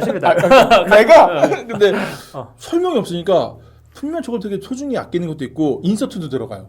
그러니까 맞아요. 근데 저거를 왜 소동상 몇 번 나와요. 그리고 그다음에 그 독가스 맞았을 때도 아. 그 홍삼 진액에 담그져 가지고 저는 사실 이 영화에서 제일 별로였던 장면 네. 하나 꼽으라면 아버지 죽는 장면인데 이게 사실 그 섹스피어 제가 언급은 했지만 섹스피어 고전이 되려면 막장인 장면은 막장까지 가야 돼요. 그쵸. 아까도 뭐 심파도 얘기했지만 네. 이 영화는 다 필요 없어요. 주인공 남자가 네. 가문이 당한 거의 복수극이야. 그쵸. 가문이 당한 거의 가장 큰 상징은 아버지가 죽는 장면인데 네. 우선 아버지가 끌려가는 과정도 난 그 의사한테 그러고 그렇게 호락호락하게 이빨 당하고 이게 너무 순순히 당하는 것도 마음에 안 들고 그쵸. 그리고 그 경비나 이런 게 너무 쉽게 뚫리는 것도 마음에 안 들고 심지어 그 설계를 그냥 일개 의사가 했다는 것도 뭐 저게 경비를 다 뚫어버리고 막 하고 그 이빨도 임플란트를 그때 그렇게 빨리 하고 막 그러니까요. 이게 하여튼 그런 것도 다 뭐 그런데 제일 마음에 안 드는 건 그 아버지가 복수를 하기 위해서 독가스를 품는 그 장면이 비장함도 안 느껴지고 사실 이 영화 등급은 제가 보기엔 12세 등급 정도밖에 안 될 것 같아요. 잔인한 장면들을 다 뺐어. 너무 잔인한 걸 묘사를 안 하려고 하다 보니까 비장함이나 어떤 것들이 없어요. 그러다 보니까 주인공이 처한 처지에 대해서 안쓰러움이나 복수에 대한 이런 것도 안 느껴지고 그리고 요거는 캐릭터 자체도 문제인 게 주인공이 갖고 있는 능력 자체가 뭔지 모르겠는데 너무 먼치킨이야. 보면 볼수록. 그리고 얘가 위기를 느끼는 장면이 없어요. 아무리 그 힘든 장면에서 힘들어 보이지가 않으니까 그렇죠. 이거 보면 나중에는 얘가 더 강해져가지고 전 세계 지배할 것 같은데 뭔가 리더십도 생기고 근데 이미 지금도 위태로움이 안 느껴지니까 긴장이 안 생겨. 지금 고생한 게 있어야 고진감래라는 말이 있지 않습니까? 근데 지금도 안 힘들어 보여. 나는 어떤 것도 그래 너무 잘 돌파해 나가지 않아요? 사막에서도 그렇고 뭐 이렇게 개걸음이래. 아니 통신교육으로 다 배운 걸로 그냥 다 해결을 해버리니까 이게 뭐가 없어. 얘는 위기가 없어. 그리고 이제 얘가 싸움도 저러고 한꺼풀을 깨우친다는 느낌을 주는 게 맨 마지막에 그 싸움 씬인데 그것도 너무 어처구니 없이 그냥 싸움도 보면 초반에도 잘하는 것 같아요. 원래 좀 싸움도 잘하는 애다라고 이렇게 컨셉이 있는 것 같긴 한데 그냥 사람을 못 죽이는 애였다라는 것도 사실 서사로 볼 때 첫 살인의 대상도 그렇게 저는 마땅치 않아요. 어떤 복수의 대상도 아니고 상대방이 그냥 대결하자고 온 약간 찌질이었잖아요. 그러니까 찌질이. 억지 쓰는 애를 죽인 거예요 그냥. 떼쟁이 할아버지 한 명 그냥 찔러 죽이고서는 이제 칼을 묻히면서 다시 태어났다고 하니까. 근데 또 그 결과도 꿈에서 살짝 나타나잖아요. 그 장면이 전에. 근데 또 결과는 달라요. 꿈에서는 꿈에서만 보면 자기가 찔려서 죽고 그죠. 다시 태어나서 또 약간 매트릭스나 이런 것처럼 그리고 그 기독교 서사가 나오는구나라고 그 얘기하잖아요. 그 할머니가 네가 죽어야지 얘가 다시 태어난다. 뭐가 그래서 그럼 근데 얘가 주인공인데 죽는다고?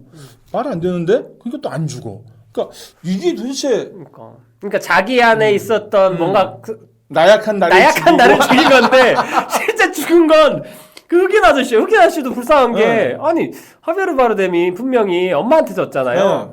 우리 부족의 대빵은 가장 강해야 된다. 넌 저 여자한테 졌으니까 내가 대결 신청하겠다 하는데 왜 아들이랑 싸워? 근데 하베르 바르뎀도 왜 이렇게 전상걸 말을 안 해줬냐고. 아니 왜 진작 말 안 했어요? 싸움 좀 하시네. 싸움 잘하시네. 그러니까 갑자기 프레멘 종족 자체가 후져 보이는 거야. 그러니까 왜 그러는 거예요? 그다음에 그 부분 처음에 나온 그 여자 박사 브레멘 그 여자 박사 있잖아요. 길 인도해 주겠다. 그분은 죽었잖아요. 맞아요. 그러다 그거요. 그분이 죽는다고? 그럼 이게 뭐가 이상한데 왜 죽지 저 사람이? 그것도 그렇고 너무 갑자기 도와주고 처음에도 뭔가 황제 막 이렇게 얘기를 하다가 너무 쉽게 도와주고 그리고 쉽게 사라지고. 근데 그래서 거기서 전 그나마 혼자 좋게 생각하려고 하는 게 이 사람이 두 개의 세계를 왔다 갔다 한다는 말이 나왔잖아요. 그래서 무슨 멀티버스 개념인가? 왜냐면 그러니까 뭐냐면은 그럴 수 없어. 아니 그럴 수 없는데 그럼 안 돼. 너무 어처구니없이 죽어버리니까. 그리고 사실 이것까지 욕하면 사실 근데 제가 이렇게 욕을 하는 거 보면 저희 방송을 계속 들으면 알겠지만 거대 자본이 들어간 헐리우드 블록버스터는 세게 깝니다. 왜냐면 이러면 안 돼. 야, 그 사실 그 돈을 들여가지고 그 공들여서 전 세계 최고 에이스들을 모아서 만드는 현장인데 이게 이렇게 해버리면 이거 안 되거든. 아니면 아싸리 글로 가든가. 아니 픽업으로 가든가. 뭐 되게 막 그런데 솔선수범을 해야 되는데. 그때 샹치 얘기할 때처럼 내가 이번에 수천억짜리 똥을 쌀 거야. 차라리 그래서 그러니까 그 데이비 린치 감독 인터뷰 제가 말씀드렸잖아요. 이제 그땐 사고였죠, 듀. 네, 맞아요. 찍을 때 제작자 입김이 너무 세가지고 내 맘대로 하지 못했다는 거에 대해서 진짜 후회를 하더라고요. 그러니까 차라리 내 맘대로라도 찍어볼 걸 후회를 하는데 난 그거였죠.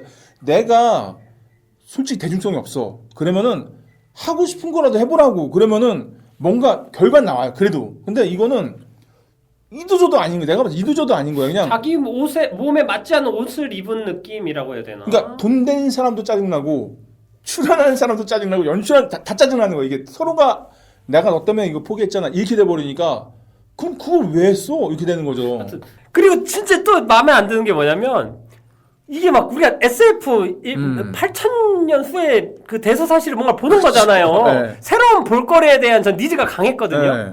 근데 그 사막에서 나온 생명체가 벌레도 저희 그냥 많이 보던 그 방귀벌레가 생긴 거 벌레에 나오고 그것까지도 참았는데 거기서 나온 생명체라는 게 캥거루 쥐, 주머니 쥐인가가 나와요. 아니 굳이 외국에 있는 별에서 나오는 생명체인데 굳이 실존하는 한국이라네. 그 지구에 있는 생명체를 굳이 써야 되나? 눈이라도 한 4개 달아놓든가. 그리고 그 비행체 날개지단 거 있잖아요. 파리가 생긴 거, 잠자리가 생긴 거. 네. 근데 그것도 사실은 그 일본 그 천공화성 같은데 나오는 그런 유해예요. 근데 그거는 아마 원한이 균이 먼저 나와서 오히려 그게 영향을 받은 걸 수도 있으니까 선배일 수도 있습니다. 근데 저는 뭔가 바리에이션이 좀 있었으면 좋겠다는 거죠. 아니 이게 SF인데 그러니까 모형이 그렇다 하더라도 참신하거나 우리가 보지 못했던 뭔가에 대한 그러니까 SF는 있어야만 해요. 말이 안 돼. 광선검 사실 레이저인데 칼이 끊기잖아요. 위에서 레이저가 그런 불가능한데 그래도 보거든요. 재밌거든요. 그러니까 SF죠. 그러니까. 근데 이거는 무슨 사실에 근거해서 만드는 것도 아니고 전 사실 그 처음에 봤을 때 그게 깼어요. 그 날개지다는 게 야, 8,000년이 지났는데 날개짓하는 걸 타고 다닌단 말이야? 이거 근데 또 보면은 날개가 너무 커요. 그러니까 그 기술도 발전이 안 됐나? 그러니까 물론 그거는 나중에 그 모래 폭풍에 쓰려고 한 것 같은데 야, 이거는 좀 그 여전히 항상 그 있잖아. 비행하다 힘들면 힘들게 땡기는 거. 이거는 1000년이 가도 100년이 가도 안 바뀌는구나. 그러니까 너무 어떤 SF적인 상상력이나 어떤 그리고 그 시각적인 재미에 대해서는 많이 못 썼어요. 또 배경이 사막이다 보니까 계속 그냥 노랗고 뿌옇고 이런 어떤 미장센이나 이런 거에 대해서 사실 볼거리가 없었는데 야 사막이 어쩔 수 없어라고 얘기하기엔 아까 얘기했죠. 매드맥스 보세요. 그 사막인데도 사막이 막막한 두려움으로 느껴질 때도 있고 어떤 때 탁 트인 공간으로 보일 수도 있고 어떤 시각이나 이거에 따라 다르게 보일 수 있는데 사실 이번 영화에선 그 구조물들, 건물들, 이들이 쓰는 어떤 가재 도구들 이런 것들도 사실 잘 모르겠었어요. 어떤 종족이고 뭘 먹고 사는 애들인지 어떤 컨셉인지 잘. 또 하나 얘기하면은 저는 처음에 나를 딱 깼던 게 뭐였냐면은 우리는 까는 걸 좋아하나 봐. 깐돌이라서. 그렇네. 처음에 내가 한 게 뭐였냐면은 그 황제가 오잖아요. 예. 그 황제를 영접하러 나갈 때 황제 있었어요 거기에? 아니요. 황제 사신 그죠 사신만 온 걸로 알고 있어요. 읽은 사람이랑 옆에 데모인가만 있었죠. 근데 그분을 맞이하러 나갈 때 그분이 연주한 악기가 백파이프예요. 근데 스코틀랜드 그거 얘기하는 거 맞아요. 그 스카치 캔디 거기 나오는 그거. 맞아요. 근데 맛있죠. 커피 맛. 그것만 여기 우주래며. 그러니까. 그것만 지구 문물이에요. 백파이프만. 그리고 너무 똑같아. 그러니까. 사운드도 그 소리가 나는데 난 그래서 좋게 생각한 거 처음에 뭐냐면은 스코틀랜드 우리 그때 얘기했잖아. 그린라이트 얘기할 때 북유럽 신화를 그러니까. 하는 그 켈트 하고 또 네. 아까 제가 말했던 섹스피어나 이런 고전으로 네. 가도 좀 더 이쪽은 스코틀랜드에 네. 있는 변방 국가나 뭐 이런 걸로 볼 수도 있으니까 그래서 잉글랜드가 얘네가 아니다라는. 그러니까 신화적인 요소를 차용하려고 상징적으로 백파이프를 넣구나라고까지 좋게 생각을 하려고 했어요. 근데 그 다음에 저도 맥락이 스코치 캔디 그다음에 그대로 네, 생각나요. 맥락이 하나도 없어. 그러니까 굳이 저기서 그게 들어갈 필요가 네. 있나? 게다가 그거가 한 명이 연주하는 거 알아요? 맞아. 한 명에. 그래서 아니 누굴 맞이하는데 저글링을 돌려도 광대 3명은 돌릴 것 같은데 한 명이 이거 불고 나가니까 뭐지? 그러더니 이거 뭐지? 밀랍으로 이거 하고 끝나. 이거 그리고 그거 하고 다 그 많은 사람이 가서 요거 하나 찍고 돌아가잖아요. 그래서 그러니까 물어보잖아요. 야, 저거 하면 얼마나 드냐? 그러니까 몇백만 솔라리스 듭니다. 그러니까 그때는 또 그 거리나 네. 이거에 대해서 전문 용어가 나오는데 네. 나중에는 몇백 킬로인가? 그냥 킬로 단위로 또 얘기를 해서 나 그거 신기했어. 왜 킬로 단위가 나오지? 그러니까 네. 세계관이나 이거에 네. 대해서 이질적인 것들이 계속 유지도 안 되는 것 같고. 그러니까 환율은 솔라리스인가로 가는데 네. 길이는 킬로미터로 가고. 그러니까 이거 그람당 얼마예요? 뭐 이런 분위기인데. 그러니까 이게 뭔가 오가 있어야 되는데 잠깐만 현실이야? 이게 그러니까 새로운 걸 보지도 못하고 그렇다고 이 세계관이 정확하게 우리한테가 그려지지도 않고 그리고 가장 궁극적으로 얘기하면 흥미롭지 않아요. 이 세계가 흥미롭거나 재밌지 않아. 예를 들면 스타워즈 깨어난 포스나 이런 거 새로운 거 저는 스타워즈 시리즈를 완전 팬은 아닌데 오히려 새로 나온 시리즈들을 되게 재밌게 봤거든요. 보면 중간중간에 희한하게 생긴 외계 생명체들도 나오고 뭔가 이런 걸 보면서 계속 이 세계의 환타지 쪽으로 빠져드는 느낌인데 아마 듀는 최대한 사실적인 SF를 만들려고 노력을 한 것 같아요. 예를 들면 반지의 제왕도 이전에 원작 읽어보면 진짜 용 날라다니고 용 나오고 막 그래서 이게 현실적인 얘기로 안 느껴지는데 그걸 그 캐릭터들의 능력이나 이걸 많이 너프시키고 처음에 반지의 제왕에는 뭐 용도 안 나오니까 최대한 중세시대 기사들이 벌어질 것 같은 이야기로 연출을 해버려서 사실 이게 진짜 있을 법한 것처럼 되게 실감나게 볼 수 있게 만들어놨거든요. 그거를 깨는 요소는 중간에 이벤트로 발록이라는 캐릭터나 뭐 마술 쓰는 장면 이런 것들만 조금 나오고 원래는 간달프도 대단한 마술사인데 여기선 그냥 지팡이에서 빛이 나오거나 이런 정도로 되게 너프시켰어요. 그래서 좀 더 우리가 좀 친근하게 느낄 수 있게 만든 영화였는데 듄도 그런 걸 의도한 것 같다라는 생각은 드는데 근데 그게 친근하게 느껴지질 않아요. 근데 요건 제가 그 문화권이랑 그 소설에 대한 정보나 이런 게 없어서 더 심하다라는 생각이 들어요. 그리고 또 하나는 그 스타워즈는 사실 그냥 스타워즈 서사만 보면 이거랑 거의 똑같아요. 제국이 있고 누구 여왕이 있는데 공주를 누가 뺏어가려고 하는 뻔한 얘기인데 요거만 나오면 전 재미가 없었을 것 같은데 요걸 숨을 트이게 해주는 캐릭터가 루크 스카이워커가 나와서 루크가 아니고 해리슨 포드가 나와서 한 솔로는 보면 정확하게 미국 서부 개척 시대의 카우보이 이미지거든요.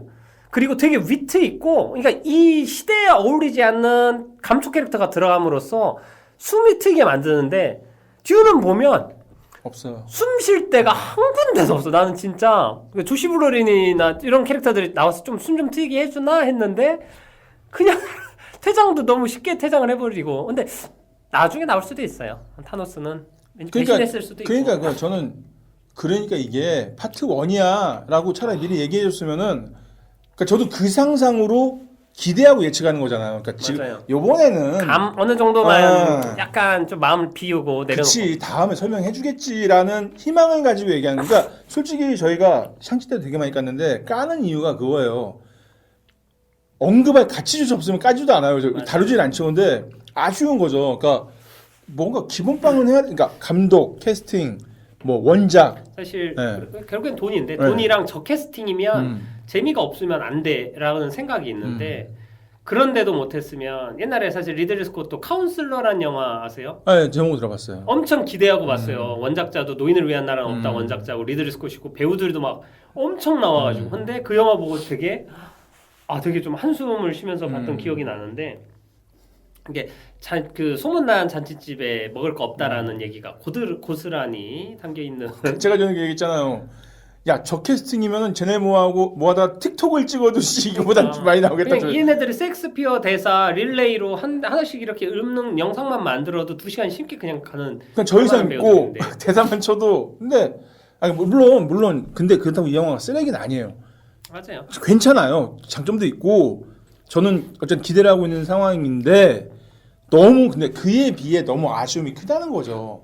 그러니까 영화를 쓰레기 만들고 있었는데. 네. 근데 저는 딱 그거예요. 이게 보면 시리즈를 만들 때 네. 1편은 제일 중요해요. 이거 맞아요. 드라마도 네. 마찬가지고 그냥 쉽게 아실 거예요. 우리나라 파리 연인들 막 이런 드라마 보면 1화에 제작비의 대부분을 다 쏟아 부어요. 해외 로켓 찍고. 1화가 인기가 좋으면 그 다음부터는 그걸 봤던 사람들이 의리로 계속 따라가는 거거든요. 그러면서 점점 더 많아지거나 그렇게 되는 건데 그리고 반지의 제왕 1편 보잖아요. 2편, 3편이랑 비교할 때 1편은 템포감이 엄청 빠르고 볼거리도 다양하고 1편에 다 있어요. 소규모 액션씬, 대규모 전쟁 이런 게 1편은 진짜 종합 세트거든요. 그걸 보면 매트릭스도 마찬가지입니다. 이거 힘이 있기 때문에 2편, 3편을 보는데 사실 듀는 그 시리즈물 2부작이라고 한다면 시리즈물의 1편으로서 해야 할 덕목에 많이 못 미친다.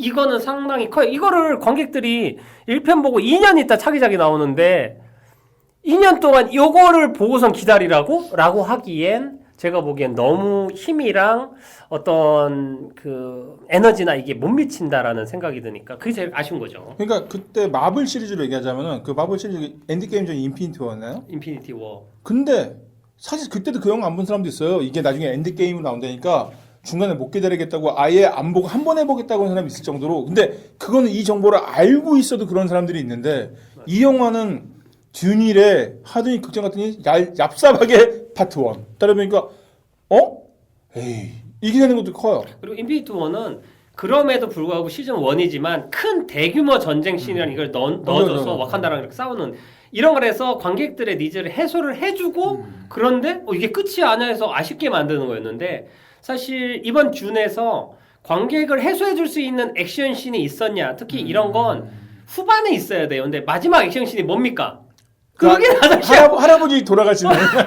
그러니까 되게 약한 분 괴롭히고 돌아가시게 만들고 아니 그냥 그 전에 하베르 바르는 대사도 웃겼어. 지금 갖고 장난치는 거예요? 아니 우리들은 죽음이 아니면 뭐 끝나지 않는 전투다 막 이렇게 얘기하다가 지금 갖고 장난치는 거예요? 그러니까 우리 애는 사람을 죽여본 적이 없어요. 난 거기서 잠깐 그린라이트 생각났어요. 그래서 저는 샹치가 생각났어요. 사람 한 명 죽여놓고 그 전에 막 빌딩에서 다 떨어뜨릴 때 괜찮다가 사람 한 명 죽여놓고 막 슬퍼하는 씬 넣잖아요. 아니 난 그래서 얘가 멋있게 무슨 말을 해가지고 미국 심판가? 아니 그래서 안 죽이고 무슨 멋있게 말을 해가지고 리더급으로 올라간다. 그럼 더 간지가 났을 것 같은데 어쩔 수 없이 죽인 것처럼 돼가지고 난 이 무리를 따라 사막으로 가겠어요. 못 줘라고. 그러니까 아버지가 원한 건 난 그것도 이해가 안 간 게 아버지가 원한 건 이 사막에 있는 사람들 뭐 이런데 난 그 말도 아버지가 처음에 얘기했어요. 우리가 싸우려면 여기 있는 사람들을 지배가 아니고 그러니까, 같이 힘을 얻어야 된다 뭐 이런 얘기를 했는데 근데 마지막에 티모시 샬라메가 한 얘기를 들었잖아요. 느낌이 뭐냐면 내가 니들 리더가 될 거야. 그래서 되게 건방진 말인데 여기 있는 사람들은 그래 가자. 그래서 방금 얘기한 게 뭐예요? 약간 백설공주 7남자인 같았어. 저런 말 한 적 없는데? 갑자기 얘네 우두머리가 되겠다고? 이도 또 아빠가 직접 얘기한 게 아닌가? 전혀 그러진 않았어. 정했나? 오히려 아버지가 얘기했죠. 어떻게 네가 가고 싶은 길 가게 되기도 할 거야. 하지만 이거 한번 해보렴. 이 정도 대화. 조상을 생각 뭐 이게 맨 처음에 그 무덤가에서 그 얘기하는 건 있었는데. 우리는 저들을 지배하려는 게 아니다. 이까지 했는데 거기 우두머리가 되라는 얘기는 한 적은 없어요. 그러니까 이 건방지 새끼 뭐지? 약간 죽이기 전 굴러온 돌인데 제일 나이 많은 사람 죽여놓고 나서 갑자기 상투를 뺏었나? 그래가지고 그거를 인정한 우리 사람으로 하겠다 뭐 이것도 그렇고. 근데 엄마는 나이가 많아서 우리 방식을 못 따를 거라고 얘기하더니 너무 쉽게 그냥 같이 다 하잖아요. 왜 이렇게 싸움을 잘하세요? 그러니까. 말씀을 하시지. 근데 그런 대사를 치는 하베르 바르데는 그래도 멋있더라고요. 이게 참. 근데 저는 이건 있어요. 그 레베카 퍼거슨? 페르구선. 그분을 요번에 이게 이 사람 배우 이름을 외우고 싶을 정도로 한 건 처음인데 대단한 분이죠. 이 영화에서 그래도 중심 잡아주는 게 엄마예요. 사실 네. 대단한 힘이에요. 네. 사실 혼자 독백하는 신이라 이런 거 보면 진짜 힘든 연기를 다 하고 있어요. 근데 그쵸. 진짜 섹스페어 연기를 혼자 하고 계시더라고요. 그래가지고 그러니까, 그래서 아까 여성 서사라고 했을 때도 네. 저는 이게 원작도 알고 있고 네. 원작의 듄에서도 카일 맥락크랑 결국엔 남자 서사예요. 그러니까 음. 쉽게 얘기하면 원작 영화 내용은 뭐였냐면 아바타랑 똑같다고 보면 돼요. 얘가 어떤 사람이 자기가 살지 않던 환경 속으로 가서 어울리고 해서 좋아하는 여자가 생기고 거기에 리더가 돼서 마지막에 거기에 있는 거대한 생명체를 타고 상대방과 싸워서 이기는 내용인데 그 쿠르쿠마토였나? 아바타에서도 커다란 용, 제일 큰 용을 하면서 싸우잖아요. 이 꽂아가지고 구조가 되게 비슷해요. 여기서는 그게 샌드웜일 뿐이고 그렇기 때문에 사실 여성 서사로 가지 않는 건 저는 대충은 아는데 그런데도 이번에 레베카 페르구손이 너무 하드캐리를 하니까 그 사람이 계속 강렬하게 남더라고요. 네, 제일 인상 남는 거는 솔직히 그 아들이 주인공 폴 걔랑 엄마 둘만 기억에 남고 나머지는 좀 아쉬울 정도로. 아니 저 배우들을 왜 저렇게 수위라는? 제이슨 모모가 수염은 깎으면 안 돼. 그러니까 그리고 비행기에서 내릴 때 수염 있지 않았어요? 근데 왜 뒤에는 되게 밋밋해졌지? 너무 더워서.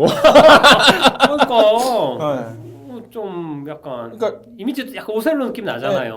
그리고 또 그 저기 남자 주인공이 티모시 샬라메. 그분 있죠. 그 콰이트 플레이스 2에서 그 남자분 이름 뭐였죠? 길리언 머피? 네, 처럼 길리언 머피. 약간 병약 색심이가 약간 있어요. 제가 봤을 때는. 맞습니다. 그래서 얘가 그런 우리 저기 보면은 그 해병이라도 있든가. 그러니까 캡틴 아메리카 그 포스트 어벤져처럼 이렇게 작아졌다 커지는 느낌이 들었으면 좋겠다는 생각은 했어요. 그래서 그래서 처음에 그렇게 병약한 이미지가 있나 생각을 했는데 근데 사실은 젊은 남자 캐릭터 중에서는 시선이 갈 게 걔밖에 없고 엄마는 저는 이분은 진짜 연기는 하드캐리했어요. 이번에 혼자 그 고뇌 이 스토리 사실은 내가 그거 막 뭐 했는데 그게 딱 걸리는 거예요. 옷 갈아입을 때. 저게 뭐지? 그거랑 마지막에 젠다야 이렇게 눈치 보는 며느리 약간 자랑과 시어머니. 전쟁. 약간 그 느낌이 너는 늦게 돼가서 빨래나 걷어오거라. 전혀 모래구덩이에서 아주 맨날 집안에 며느리가 잘못 들어가지고. 약간 근데 그런 느낌. 그러니까 앞에 그 포스가 좀 이게 근데 미션 임파서블 그분이 세븐인가 어디서 처음 등장을 한 이후로 네.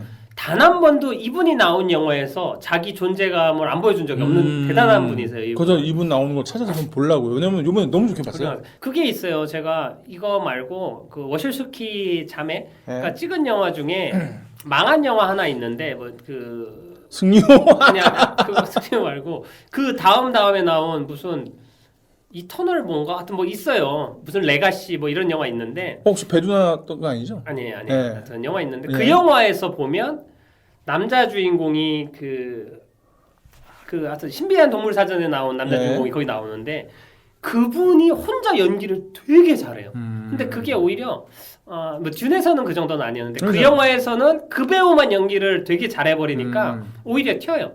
그래서 이상하게 연기하는 것처럼 보이는 그런 게 있었어요. 저 밸런스가 안 맞는. 근데 이번 영화는 네. 근데 전체적으로 다 조금 진지하고 묵직하게 갔기 때문에 뭐 톤이 튀지는 않았다고 생각을 하고 엄청나게 하드캐리 하셨다. 네네네. 그래서 아마 살아남으셔서 후작까지 가겠지요. 근데 이게 2부작인가요? 예, 영화는 2부작으로 만든다고 그래서 했어요. 파트 1이라고 했구나. 예, 왜요? 아니 혹시나 상중하? 3부작이나 뭐 이렇게 막 이렇게 4부작 예, 하여튼 뭐 아마 주피터 샌딩인가요? 맞아요. 네, 그래, 봐야겠네요. 안 보셔도 돼요. 그래요? 네. 아니 이분이 나온다길래. 그 이분 안 나와요. 그래 딴 거예요. 예, 됐어요. 하여튼 그 슬리워커스 보시면 됩니다. 네. 맞나 모르겠네 제목이. 자 이제 까놓고 깠으니까 아, DDR 한번 하시죠. 잠깐만. 네. 저 디테일을 한번 하고 갈까요? 야이야이야. 안녕. 네. 사실 이걸 준비하면서 그 생각을 했죠. 과연 이 사람을 다룰 만한 의미가 있는가? 한스 지머. 네, 한진머 씨. 네. 근데 어쨌든 뭐 이 작업을 참여하셨고 아까 그 인터뷰 내용은 말씀드렸고 그냥 간단하게 설명드리면 이분이 재밌는 게 독일 출신이시고 재밌는 게 클래식 음악 교육을 전혀 받은 적이 없습니다.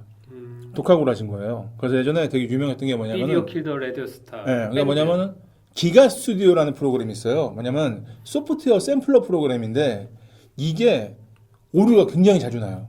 그래서 쓰기가 너무 어려웠거든요. 근데 이분이 그 당시에 그거를 컴퓨터로 해야 되잖아요. 그러니까 방 하나를 컴퓨터로 짠 거예요. 그래서 실제 오케스트레이션이 아니라 샘플링 오케스트레이션을 사용해가지고 음악을 만들었는데 그때 이분 유명한 게 뭐였냐면은 저걸 실제 오케스트라면 그 사운드가 안 나요. 근데 이걸로 하면 나요. 그러니까 되게 독특하신 분이었는데 그래서 이분이 82년부터 지금까지 150편 넘는 작업을 했고 82년. 네, 그리고 지금까지 했는데 장르 불문. 그리고 사실 80년대면은 한 세대가 30년이잖아요. 예. 그럼 세대를 뛰어넘는 거예요. 엄청난 뭐라고 할까 유도리? 유연성? 이거 있는 것이고 거의 엔리오 모리코네 다음으로 아주 사실 영화사에 대단하신 사실 그 급으로 얘기도 해요. 그러니까 엔니오 모리코네는 어떤 오리지널리티 자기만의 그 독창성. 이분은 독창성이죠. 근데 대중성까지. 맞아요. 그게 있었고 또 하나가 이제 존 윌리엄스랑 엔니오 모리코네가 더불어 현존하는 최고 영화가 중에 하나다 얘기를 했고 미디어 벤처스라는 팀. 예, 회사 만들었죠. 이게 작곡가 그룹이죠. 벤처 기획인가? 아니요. 벤처 그룹? 작곡가 그룹인데 지금 이름 바꿨대요. 원격 제어라고. 영어로 모르겠어요. 기억제요 오토매틱? 네, 근데 여기 멤버들이 대단해요. 뭐냐면은 맞아. 그 마크 맨시나라고 해서 디즈니 작품 예, 하시는 맞아요. 분. 라이언 킹 그런 네, 것들. 그다음에 또 트레버 라빈이라고 아마겟돈 아마겟돈 영화 음악 하신 분 해리 그렉슨 윌리엄스라고 해서 이분은 더락, 슈렉, 폼부스, 맨 온 파이어, 킹덤 오브 등 이렇게 작업하신 분이고 그다음에 루퍼트 그렉슨 윌리엄스 형제인가 봐요. 이분도 유명하고 라민 자와디. 예, 이분 요번에 이터널스 음악 작업하시고 퍼시픽 필름 아이언맨 1 등이 하셨고 또 하나가 게임이랑. 저는 이분이 그 멤버인지 모르겠는데 스티브 저블론스키라고 맞아요. 기워랑 맞아요. 예, 음악 감독했는데 멤버. 예, 어쨌든 이분도 한스 지머 작업 많이 했다고 해서 이분들 음악 스타일 들어보면은 비슷해요. 그게 한스 지머 스타일이거든요. 그러니까 그냥 트렌드하죠. 예, 제가 그 얘기를 꼭 해요. 영화 음악이 배너를 기준으로 바뀌었어요. 그러니까 배너 이전의 영화 음악과 배너 이후의 영화 음악은 달라요. 톤이 달라요. 근데 이 현대 영화 음악을 따져봤을 때는 한스 지머 전으로 나눠지는 것 같아요. 리듬과 섹션으로 밀어붙이는 소위 말하는 소비성 음악. 차가 팡팡팡팡팡 따단 빠라밤 이런 식으로 예, 그런 것도 이분이 만든 거였고 실제로 전 음악을 하니까 한스 지머 샘플러가 있어요. 그러니까 이분이 쓴 음원을 그대로 팔아요. 그러면 음악을 개코 못해도 기본 이 소리가 나와요. 예. 그러니까 나오는데 한국 사실 액션 영화 보면 그 흔적을 지울 수가 없어요. 그렇죠. 긴박감 있는 장면에는 한스 짐머의 흔적을 지울 수가 없어요. 그거는 어쩔 수 없어요. 맞아요. 그러니까 근데 요번에가 이건 응원해 주고 싶은 게 본인이 언어를 만들고 싶다고 했잖아요. 근데 그 귀담아서 들어봤죠 음악을. 근데 멜로디가 아닌 사운드를 가지고 그런 섹션들을 만들어내는 걸 보면서 진짜 난 사람이다 생각이 드는 게 솔직히 일부러 실험하는 것 같아요. 그죠. 일부러. 그리고 또 전 그거 느꼈어요. 그 인터스텔라 같은 느낌도 들더라고요. 음악이 인터스텔라는 대단했죠. 이번 영화에서는 그런 시도는 좋았는데 그 나머지 부분들에 있어서는 저도 약간 물음표였어요. 그러니까 저는 네. 이거 할 때 자꾸 원더우먼 음악이 떠올랐고 다른 음악 감독이긴 했는데 정 킥셀이었나? 근데 그 음악이 그 하이라이트 음악 이게 나오는 장면이 이 영화에서 보면 되게 중요한 하이라이트 장면에 나올 법할 때 나오는 게 극단적으로 얘기하면 한국 드라마에서 마지막에 거짓말 이것처럼 딱 쓰이니까 약간 잘 모르지만 미국식 심판가 이런 느낌? 그러니까 한국에서 쓰이는 심파라는 거 이제 지긋지긋해서 잘 안 좋아하잖아요. 근데 미국에서 좋아하는 어떤 심파나 이런 트렌드인가? 그러니까 걔네들도 진보하다고 생각할 것 같은 그런 타이밍에 쓰인 것 같아가지고 아니면은 한스 짐머의 어떤 쿠세? 음악이 좀 너무 튀었다라는 생각이 들었어요. 약간 부정적으로 이거는 예를 들면 괴물 같은 거는 음악이 너무 튀잖아요. 근데 저는 그게 영화랑 너무 잘 딴딴 따라란 딴딴 할 때 방해가 안 되고 그냥 같이 서커스 보는 느낌 들어가요. 그 도움이 됐는데 이 영화에선 설명을 너무 해주는 것 같은 느낌? 그러니까 그때 오징어 게임 얘기할 때 얘기했잖아요. 그거는 연출이 소통하는 디렉션을 좀 잘 못 줬거나 아니면은 뮤지션 자체가 자신의 어떤 습관이 나온 걸 수 있는데 저는 그 둘 중에 하나라고 봐요. 저는 이전까지는 마지막 그 어라이벌 컨택트까지 조한 조한슨이라는 둘이 계속 모든 작품을 같이 했었거든요. 근데 돌아가셨죠. 네. 조한 조한슨이. 아 그래? 돌아가셨어요. 아, 예. 마지막 작품이 아마 어라이벌일 거예요. 아. 그 작품까지 둘의 콤비랑 느낌이 정말 잘 맞았었던 것 같고 그 다음부터 아마 감독이 바뀐 걸로 알고 있는데 2049 때 바뀌었나? 하여튼 근데 그 완벽하게 잘 맞아떨어지는 감독은 아닌 것 같다. 한스 짐머와 그 드니 빌레브가 찰떡은 아닌 것 같다라는 생각이. 그쵸 또 어쨌든 이것도 한스 짐머 스스로도 도전이라고 얘기했어요. 예, 하여튼 도전 많이 하시더라고요. 도전! 네. 그 무한 도전이네. 어메이징 스파이더맨 2가도 음악을 했어요. 일렉트로라는 전기 쓰는 캐릭터 네. 한스 짐머가 했거든요. 이번에 자기가 진짜 공들였다고 해서 보면 음악이 엄청 강렬해요. 그 일렉트로 나와서 전기 쓰는 그 징징징해서 감전되는 소리에 맞춰서 음악이 사운드가 나오고 사운드랑 액션이 합쳐지거든요. 기가 막힌데 음악만 되게 강렬했던 느낌. 영화 조금 아쉬웠죠. 하여튼 이게 DDR을 마치도록 하겠습니다. 예, 잘 들었습니다. 그리고 이제 별점 평 해야 되는데 그거 하기 전에 잠깐 옛날 생각이 좀 나가지고 그 듄이란 작품에 대해서 그냥 우리가 왜 듄 이렇게 많이 얘기를 하는데 우리가 연결고리가 정말 없나라고 생각을 해보면 사실은 그 게임 좋아하시는 분들은 듄을 알 수밖에 없어요. 왜냐하면 우리가 지금 가장 아까도 언급했지만 많이 알고 있는 스타크래프트 별들의 전쟁 맞습니다. 예. 그런 리얼타임 시뮬레이션 게임의 원조 사조가 듄2라는 게임이었어요. 그 웨스트우드 스튜디오라고 나중에 커맨드 앤 컨커랑 예. 듄 2000 이런 게임을 만들었는데 듄2라는 게임이 처음으로 지금 우리가 알고 있는 그 세계관 그대로입니다. 중간에 그 샌드홈도 나오고 건물 짓고 하베스터라는 게 광물 캐오고 해가지고 자원을 모아가지고 그 계속 건물 짓고 병력 늘려가지고 싸우는 이런 리얼타임 시뮬레이션 게임의 시조가 이런 기본 플랫폼을 만든 게 듄2였어요. 네. 그리고 워크래프트 나오고 그리고 워크래프트 나오고 그리고 커맨드 앤 컨커 나오고 이렇게 해가지고 요즘 스타크래프트까지 왔기 때문에 옛날 게임 좋아했던 분들은 그때 듄이라는 이야기를 들어본 사람들 많이 있을 거예요. 좀 추억 돋는 그리고 이 이야기입니다. 게임 좀 아시는 분들은 아시는데 사실 스타크래프트가 대박이 났잖아요. 근데 그건 사실 워크래프트 만들고 잠깐 쉬는 동안에 사실 만든 거였어요. 워크래프트가 예. 더 메인 그쵸. 타이틀이었어. 블리자드에서는. 네. 그리고 디아블로도. 근데 스타1은 사실 한국의 인터넷 보급률과 그렇죠. 한국에서의 엄청난 그 이슈가 사실 스타크래프트의 붐을 만든 거죠. 그리고 그 게이머 중에 인기 캐릭터들이 나와버리면 뭐 그때 쌈장이나 임요한, 콩진호 같은 분들 그렇죠. 역사죠 역사. 하이 듄이 그 부족만 설명을 좀 잘했으면 좋았을 텐데라는 아쉬움이 자꾸 드네요. 아직도 잘 모르겠어요. 저는 이 영화 보고 왔지만 정확하게 어떤 얘기 하려는 건지 어떤 재미를 느끼게 되는 건지. 왜냐하면 저 1편 다 안 보고 한 10분 20분 보면 앞으로 어떻게 될지 알겠잖아요. 어떻게 되겠어요? 주인공이 성장해서 복수하고 이기겠죠. 짱 먹어요. 예. 그거 왜 다른 이야기가 없어요? 네. 맞잖아요. 그 나쁜 놈도 정해져 있고 있을 남작. 수가 없어요. 예. 남작 치고 뭐 기분 좋으면 황제까지 치겠지. 치려나? 아니 황제를 쳐야 되죠 끝에는. 그런가?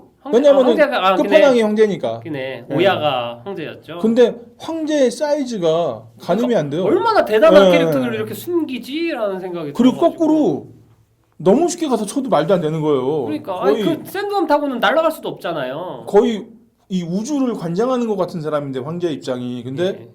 저 사람은 쉽게 친다는 것도 영화 한 편에 쟤를 쳐? 그것도 그러니까. 안 될 것 같은데.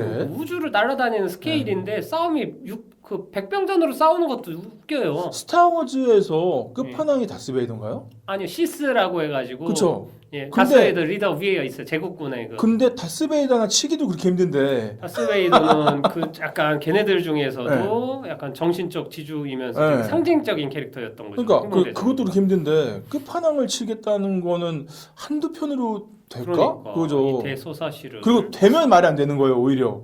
그러니까 그래서 약간 이부작이라길래 잠깐만 이게 사부작인가? 아니 그러니까 예를 사부작? 들죠 이게 1편인데 이 다음이 끝이야? 그러면은 이거 애들 이름만 나열하다 끝나겠죠. 자 출석. 그러니까 다음에 시작하자마자 사막 정복해야 되고 능력 개방해야 되고 이미 어머니 돌아가셨고. 뭐 아니 뭐가 있겠죠. 사실 난 네 엄마가 아니었다 이거 나오겠죠 한번. 아 마지막으로 예. 저는 이거 예측인데 이거 번역 논란 한번 나올 것 같아요. 왜요? 일단은 어휘 선정이 너무 별로인 게 그 특별한 기능 있잖아요. 그 말하는 뭐 목소리 예. 이게 번역을 하는데 전 그거예요. 우리가 사람들이 목소리를 사용하잖아라고 했을 때 목소리라고 해버리면은 너무 특이한 표현이 아니잖아요. 그 뭐 전음이라든가 보이스라든가 뭔가 이런 표현을 좀 써줘야 될 것 같은데 상대 조정하는 어떻게 그런 목소리를 사용하시? 근데 그걸 다운표를 넣었다고 해서 특별하게 느껴지진 않는데 이것도 있었고 또 하나가 아까 말씀드렸지만 우리는 공군과 해군을 가지고 있지만 사막의 힘은 없어. 그래서 저게 무슨 소리지? 그러니까 공군과 해군을 갖고 있지만 육군은 없어 이렇게 하지 차라리. 게릴라전은 안 돼. 뭐 이렇게 되는 건데 그게 아니라 공군과 해군을 가지고 있지만 사막의 힘은 없어. 그러니까 뭔가 무언가의 힘이라고 얘기하면은 판타지 같잖아요. 픽션 같고. 근데 공군 해군 그러면은 그냥 현실 같아요. 맞아요. 그러니까 여기서 쓰는 표현 자체가 그러면 또 하나가 우리 목재에서 얘기하잖아요. 뭐라고 막 얘기했더니 괜찮대. 저렇게 짧게 끝난다고? 근데 여기서도 그래요. 그래도 활자를 맞추거든요. 길이에. 근데 쟤네가 말을 하는데 너무 짧게 해석된 게 좀 많이 있어요. 그러니까 분명히 이게 어떤 의미가 있을 것 같은데 라는. 그러니까 근데 그걸 영화 내에서 다 설명해주거나 이해시켜주진 않을 것 같고 그냥 퉁치고 갈 것 같은데 그래서 저는 그 능력이 너무 먼치킨이고 말로 사람을 조종하는 것까지도 그런데 뭐 예지 능력도 있는 것 같고 이 능력이 정확히 뭔지도 모르겠고 그러니까 이 능력이 너무 먼치킨적이라 재미가 없어. 근데 비주얼적으로도 재미가 없어요. 그러니까 예를 들면 뭐죠? 그러니까 말하는 대로 되는데 그게 어떤 절대적인 뭔가 임팩트가 있어가지고 이러면 좋은데 이게 다예요. 그러니까 약간 오크 목소리로 바뀌고 저거는 그 인시디어스 그 제임스 완 감독 예. 그런 영화에서 충분히 본 효과인데 오크 자꾸 만지작 오크들 생각나고 언어들 다른 것도 뭔가 그리고 우리가 영어를 몰라서 그렇지 발음이 너무 심하게 뭉개져가지고 자막 없으면 못 알아듣겠더라고요. 그래서 굳이 이 생각이 들었습니다. 되게 효과적이지 않은 연출법이었던 것 같다. 사운드나 이게. 근데 능력은 너무 세다. 이게 마인드 컨트롤이잖아요. 상대방 조종하는 능력 엄청난 능력인데. 그 비행기에서 보면은 단 0. 몇 초 만에 통해요. 맞아요. 근데 그 정도로 센 능력인데 비주얼적인 효과가 저거밖에 안 나온다? 그리고 그거를 그냥 탈출하는데 요거 하나로밖에 안 쓴다는 것도 좀 그래요. 그 능력이 명확하면 마지막에 애들한테 협박당할 때도 사실 이 능력 뭐 소모되는 것도 아니잖아요. 그거 계속 쓸 수 있는 거야. 우리를 리더로 써. 뭐 이렇게 하고 나오는데 그걸 왜 아끼는지도 모르겠고 아끼다 똥 된단 말 있잖아요. 그러네. 맨 마지막에 싸울 때 그지. 모두 다 가만히 있어 이러면 가만히 있는 거 아니야. 예. 다 귀가 들리니까. 근데 왜 안 쓰지? 한 명한테만 되나? 1대1인가? 하베르 바르데만 하면 되잖아. 우리를 돌려보내라고 해. 돌려보내자. 그러네. 그러니까 하여튼 어떤 장치나 기능들이 있는데 이게 전체적인 거예요. 이게 방대한 걸 줄이다 보니까 생긴 사고라고 생각을 하고요. 그러기엔 런타임이 너무 길어가지고. 그러니까 너무 그리고 슬로우 모션과 그 플래시 포워드라고 하죠. 미래를 보는 씬들이 꿈장면 너무 반복돼서 많이 나와서 사실 저는 그것도 조금 루즈하게 만드는 느낌이 그리고 들었어요. 절대 다수가 나오는 씬은 다 짧아요. 그것도 신기한 것 같아요. 그리고 액션씬 진짜 너무 못 찍었어. 너무 못 이건 얘기해야 돼. 이게 찍었어요. 크리스토퍼 노란도 사실 다크나이트나 이런 거 보면은 허공에 막 주먹질하고 막 으악 혼자 넘어지는 애들 있거든요.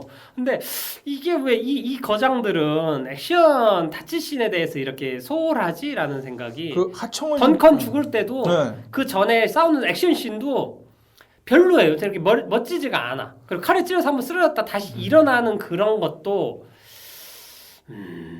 좀 그래요. 찜찜해요. 그런 거는 좀 하청을 주셔서라도 좀 잘 찍었으면 좋겠어요. 그러니까 원화평도 있고. 액션이 진짜 액션이 그런 거 쓰기 안 따지면 차. 샹치는 액션에 대해서는 그래도 최선 열심히 노력한 것 같긴 한데. 그러니까 잘이 아니라 노력했다. 예. 근데 요거는 액션에 대해서는 너무 중요하게 생각 안 한 것 같은 영화라. 그리고 그 꿈씬인데 그 남자 주인공이 딱 가면 벗는 장면 있잖아요. 제일 뒷부분에. 예. 그 장면은 또 너무 공들여서 찍었어요. 다른 장면에 비해서. 약간 전우치의 고동한 머리 푸는 그러니까 느낌. 누가 봐도 주인공이네 할 정도로 찍었는데 그럼 그 앞에 건 왜 그렇게 찍었지? 물론 이게 잘 찍었다는 건 아니지만 그래서 이게 결론 냅시다. 아쉬움이에요. 좋습니다. 네, 이건 아쉬움에 자연스럽게 대한 표현이에요. 예. 별점을 이제 매겨야 돼요. 예. 좋습니다. 아, 이게 좀 미안할 정도로 드니빌레브 감독님 한테 개인적으로 좀 미안할 정도로 많이 흉을 본 것 같고요. 별점 매기겠습니다. 저는 3점 주겠습니다. 딴딴. 많이 아쉬워요. 아쉬운데 사실 뭐 영화 막 장면 다 되게 예쁘고 그런데 이게 전체적으로 볼 때 너무 길고 그리고 이 내용과 세계관에 대해서 우리가 흥미를 갖고 빠져들기에는 부족한 게 너무 많았다라는 생각이 들어서 점수를 3점 정도 줬습니다. 몇 점 주실 건가요? 저도 3점이에요. 그러니까 전에 우리 매드맥스 분노에 들어달았을 때 얘기했었는데 사실 분노에 좀 후속작이 안 나오고 있잖아요. 네. 그때도 얘기했던 게 그거였어요. 이대로 끝나면은 좀 범작으로 끝날 것 같다. 근데 뒤가 나온다면은 진짜 만점도 줄 수 있겠다는 생각이 들었는데 이 영화도 지금 너무 정보도 없고 아무것도 없으니까 뒤에 게 나왔으면 좋겠고 나온다고 하니까 그걸 보고 평가해도 늦지 않을 거라는 생각이 들어가지고 왜냐면은 사실 어저께 제가 아는 연출 선생님을 만났는데 그분이 SF 이게 과학 쪽에 관심이 많으세요. 그래서 얘기했다가 마침 어제가 개봉이었나 그랬잖아요. 그래서 네, 맞아요. 이거 듄이라고 아세요? 잘 모른다고 하셔가지고 옛날에 뭐 데이비드 린치가 찍은 있는데 이번에 드니 빌레브랑 뭔가 되게 좀 잘 만들 것 같아요. 했더니 그럼 보고 괜찮으면은 얘기해줘 보게. 그래서 야, 알겠습니다. 말을 못하겠어요. 지금 상황에서는 보라고 할 수 없는 게. 진짜 극단적으로 얘기하면 투가 안 나올 것 같은데. 근데 이거 동시에 찍는다고 하지 않았어요? 아닌 것 같아요. 아니에요? 아, 동시 찍었나? 저 동시에 찍는다고 얘기 들었거든요. 다행이네. 그럼 나오겠네. 네.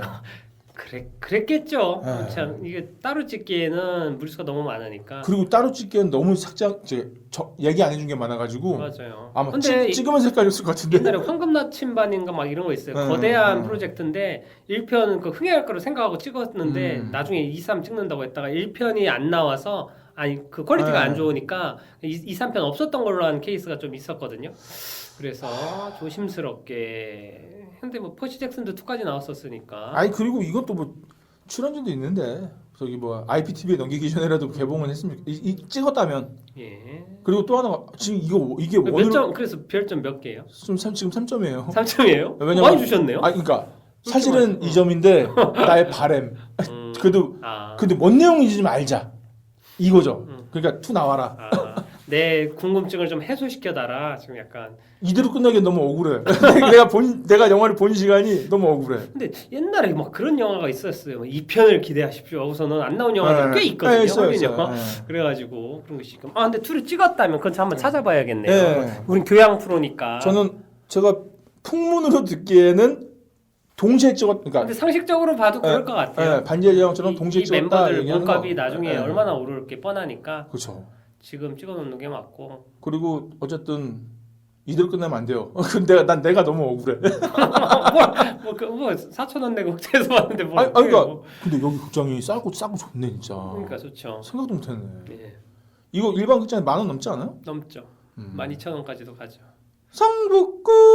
아껴주다 싸는 상 먹고 옛날에 우리가 거기서 좀 혜택을 받지 않습니까? 시키지도 않았는데 우리가 자발적 광고. 맞습니다. 아주 그렇습니다. 네, 참새 짹짹했었죠. 네. 약간 향수 돋았네요. 네, 정신 하나도 없네요. 이 영화 참 열심히 봤네요, 진짜. 예, 하고 이게 확실히 또 둘이 방송을 하니까 음. 급하게 진행을 하다 보니까 본심이 자꾸 나오네요. 이게 까는 게 속은 편해요. 미화를 시키고 싶은데 편을 들어줄 수가 없어 이게. 그래서 학창 시절에도 미화 부장은 안 했습니다. 예, 제가 참 좋아하는 감독인데. 지금 괜찮은 감독이에요. 네, 근데 이 영화는 서운해요. 물음표입니다. 좋습니다. 다만 막 최악의 작품 그건 아니에요. 그냥 그래요. 승이 안 차고 아쉬움이 있는 거지. 맞습니다. 네, 그렇습니다. 기대가 크면 실망이 큰 법이지요. 그렇기 때문에 오늘 이렇게 그래도 3점씩 준 거면 되게 잘 준 거예요. 굉장히 잘 준 거예요, 이거. 감독님은 호평. 극호평. 당장 죽어도 호상인 상황입니다. 예. 다행이네요. 네네. 마지막에 그래도 이렇게 링거를 꽂아주는. 그냥 죽여줘. 그러니까 그 흑인 알고 봤더니 살아있더라 이런 것처럼 마지막에 너무. 맞아. 살았을 피 안 수도 나오고 있죠. 물 나오던데. 그것도 이해 잘 안 갔어요. 왜 걔네들은 찌르면 물이 나오지? 이런 것도. 하여튼 약간 일대종사인가? 커피. 그거 그랬어요. 자, 영화 보세요. 이건 영화 보셔야 됩니다. 이거는. 아무튼 그러니까 되게 뜨끈뜨끈 뜨끈뜨끈한 작품입니다. 지금 네. 개봉하자마자 저희들이 보러 왔고요. 사실 네네.